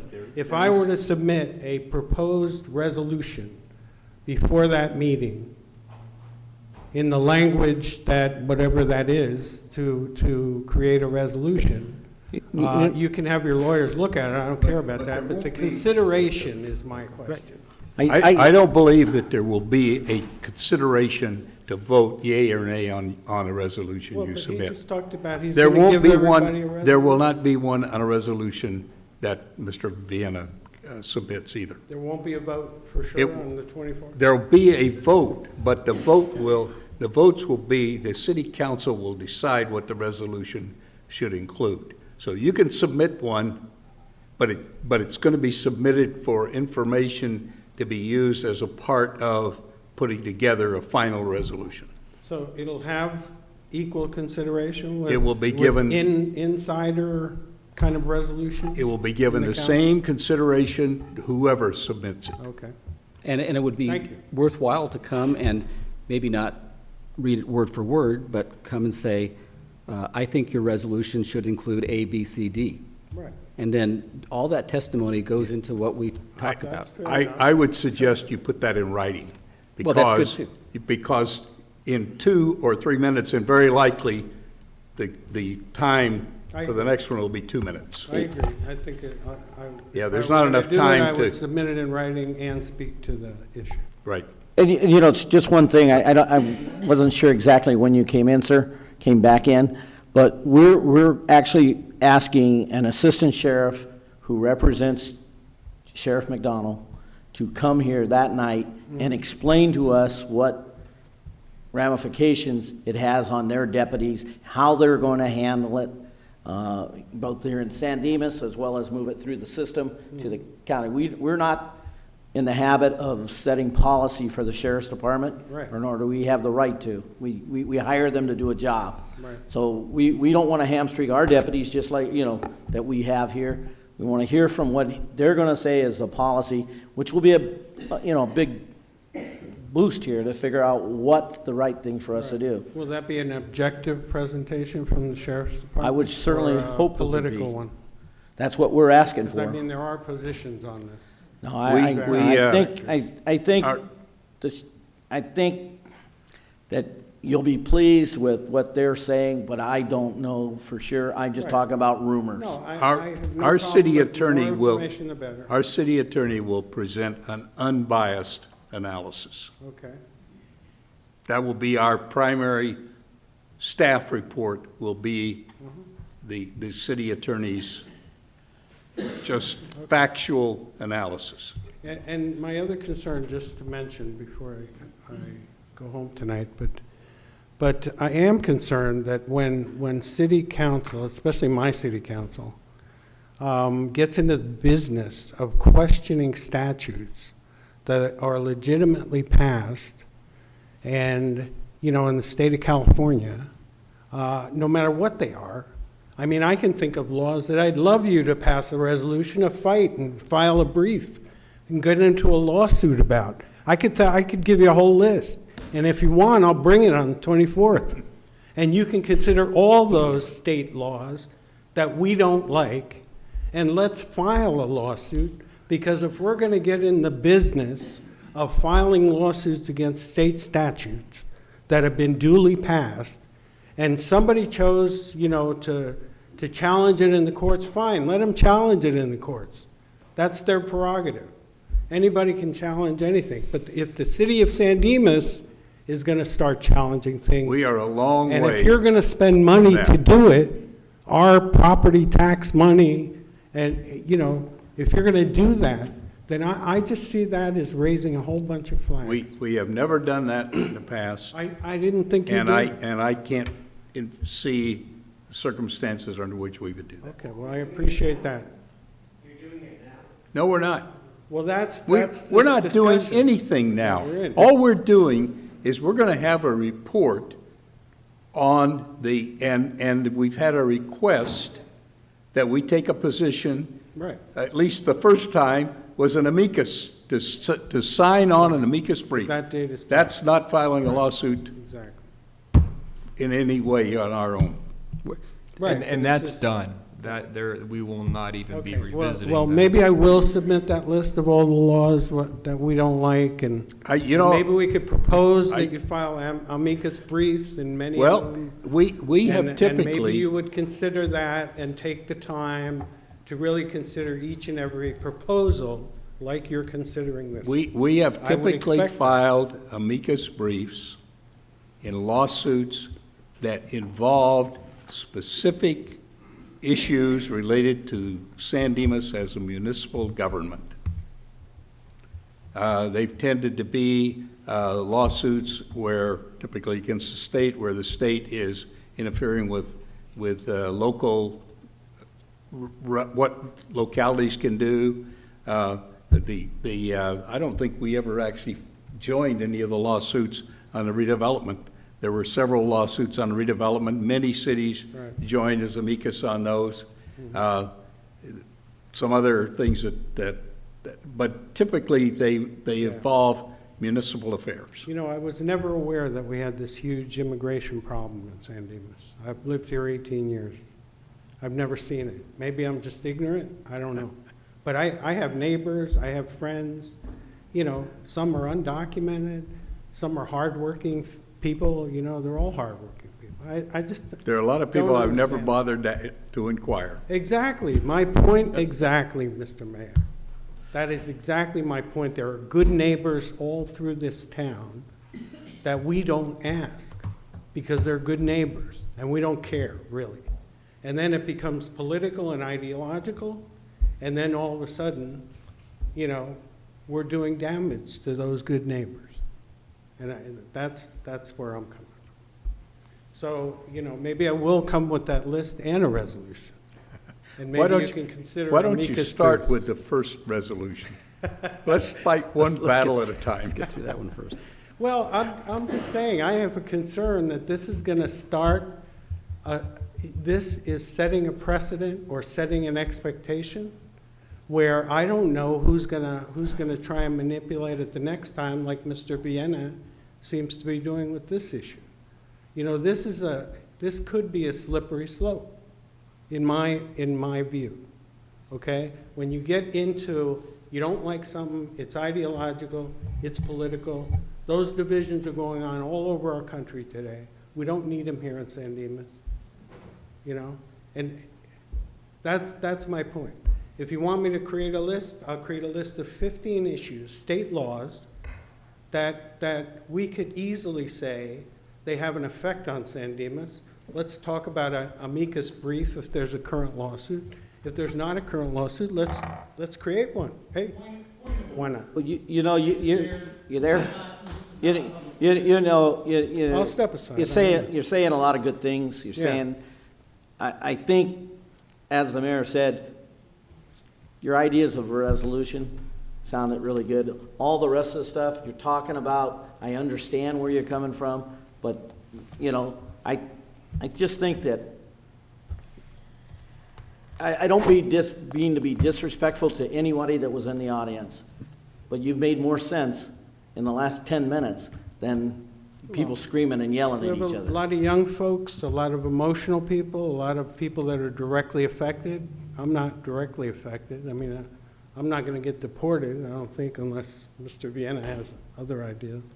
Well, I think that it's just as important that you be here on the 24th Yeah. to express yourself. I don't think that this council has made up a decision on how to vote. So, Well, I appreciate you listening to me. I would don't mean to suggest hog that the mic. I would suggest that what you want to have considered in a resolution, you submit sometime in advance of that. Yes, So that I agree. Mark will have had a chance to What- review what it. would, So he can be- explain that to us also. Okay. What would be an ideal deadline? A week before, would that be sufficient? We're meeting next, in 2 weeks. 2 weeks, 2 weeks from Okay. now.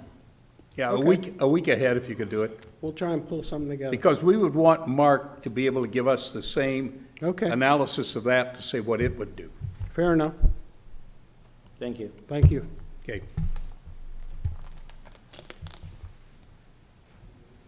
Somewhere here, I still have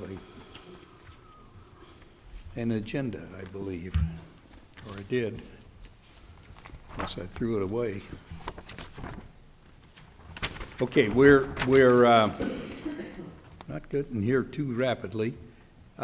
Next, we need the council members' report on meetings attended at the expense of the city. Anybody attend a meeting since the last report?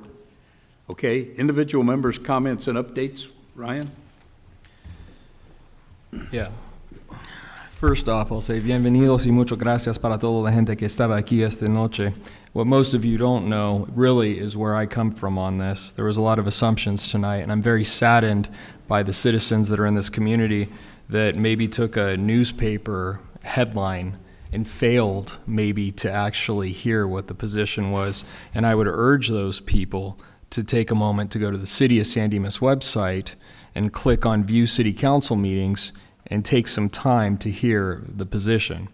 It was a very interesting thing, and it was downright disappointing to hear some of these things this evening. But that being said, thank you to everybody that came out this evening.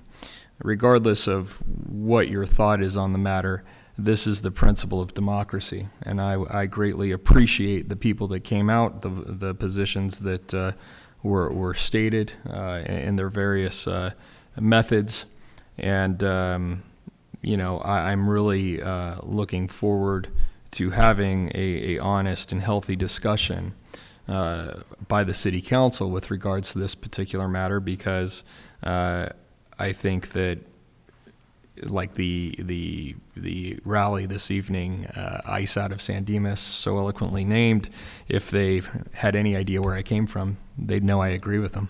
So anyways, all that being said, I'm grateful for the people. I respect that.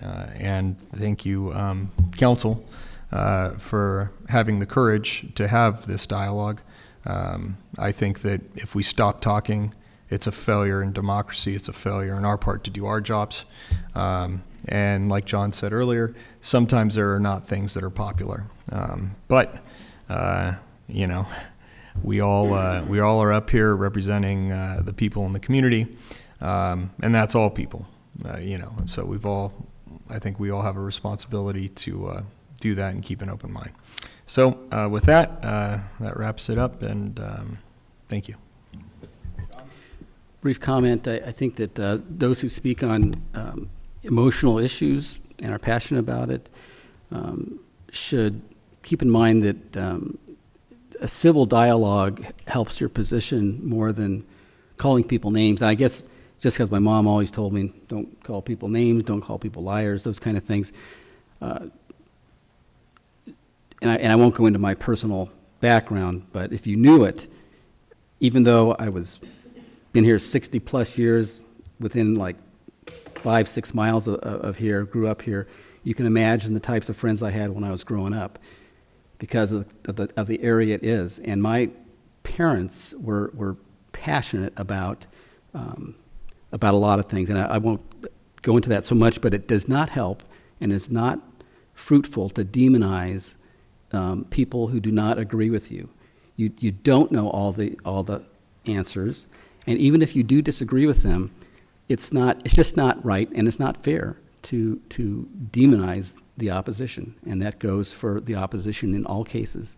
And I think I'm probably in a very small minority in that, because I could tell you a lot of people who are universally hated that I don't think we should use that word hate when we talk about those people. So I hope that we have a civil dialogue, and I'm looking forward to the discussion, and you'll find out more about what we all think. Thank you.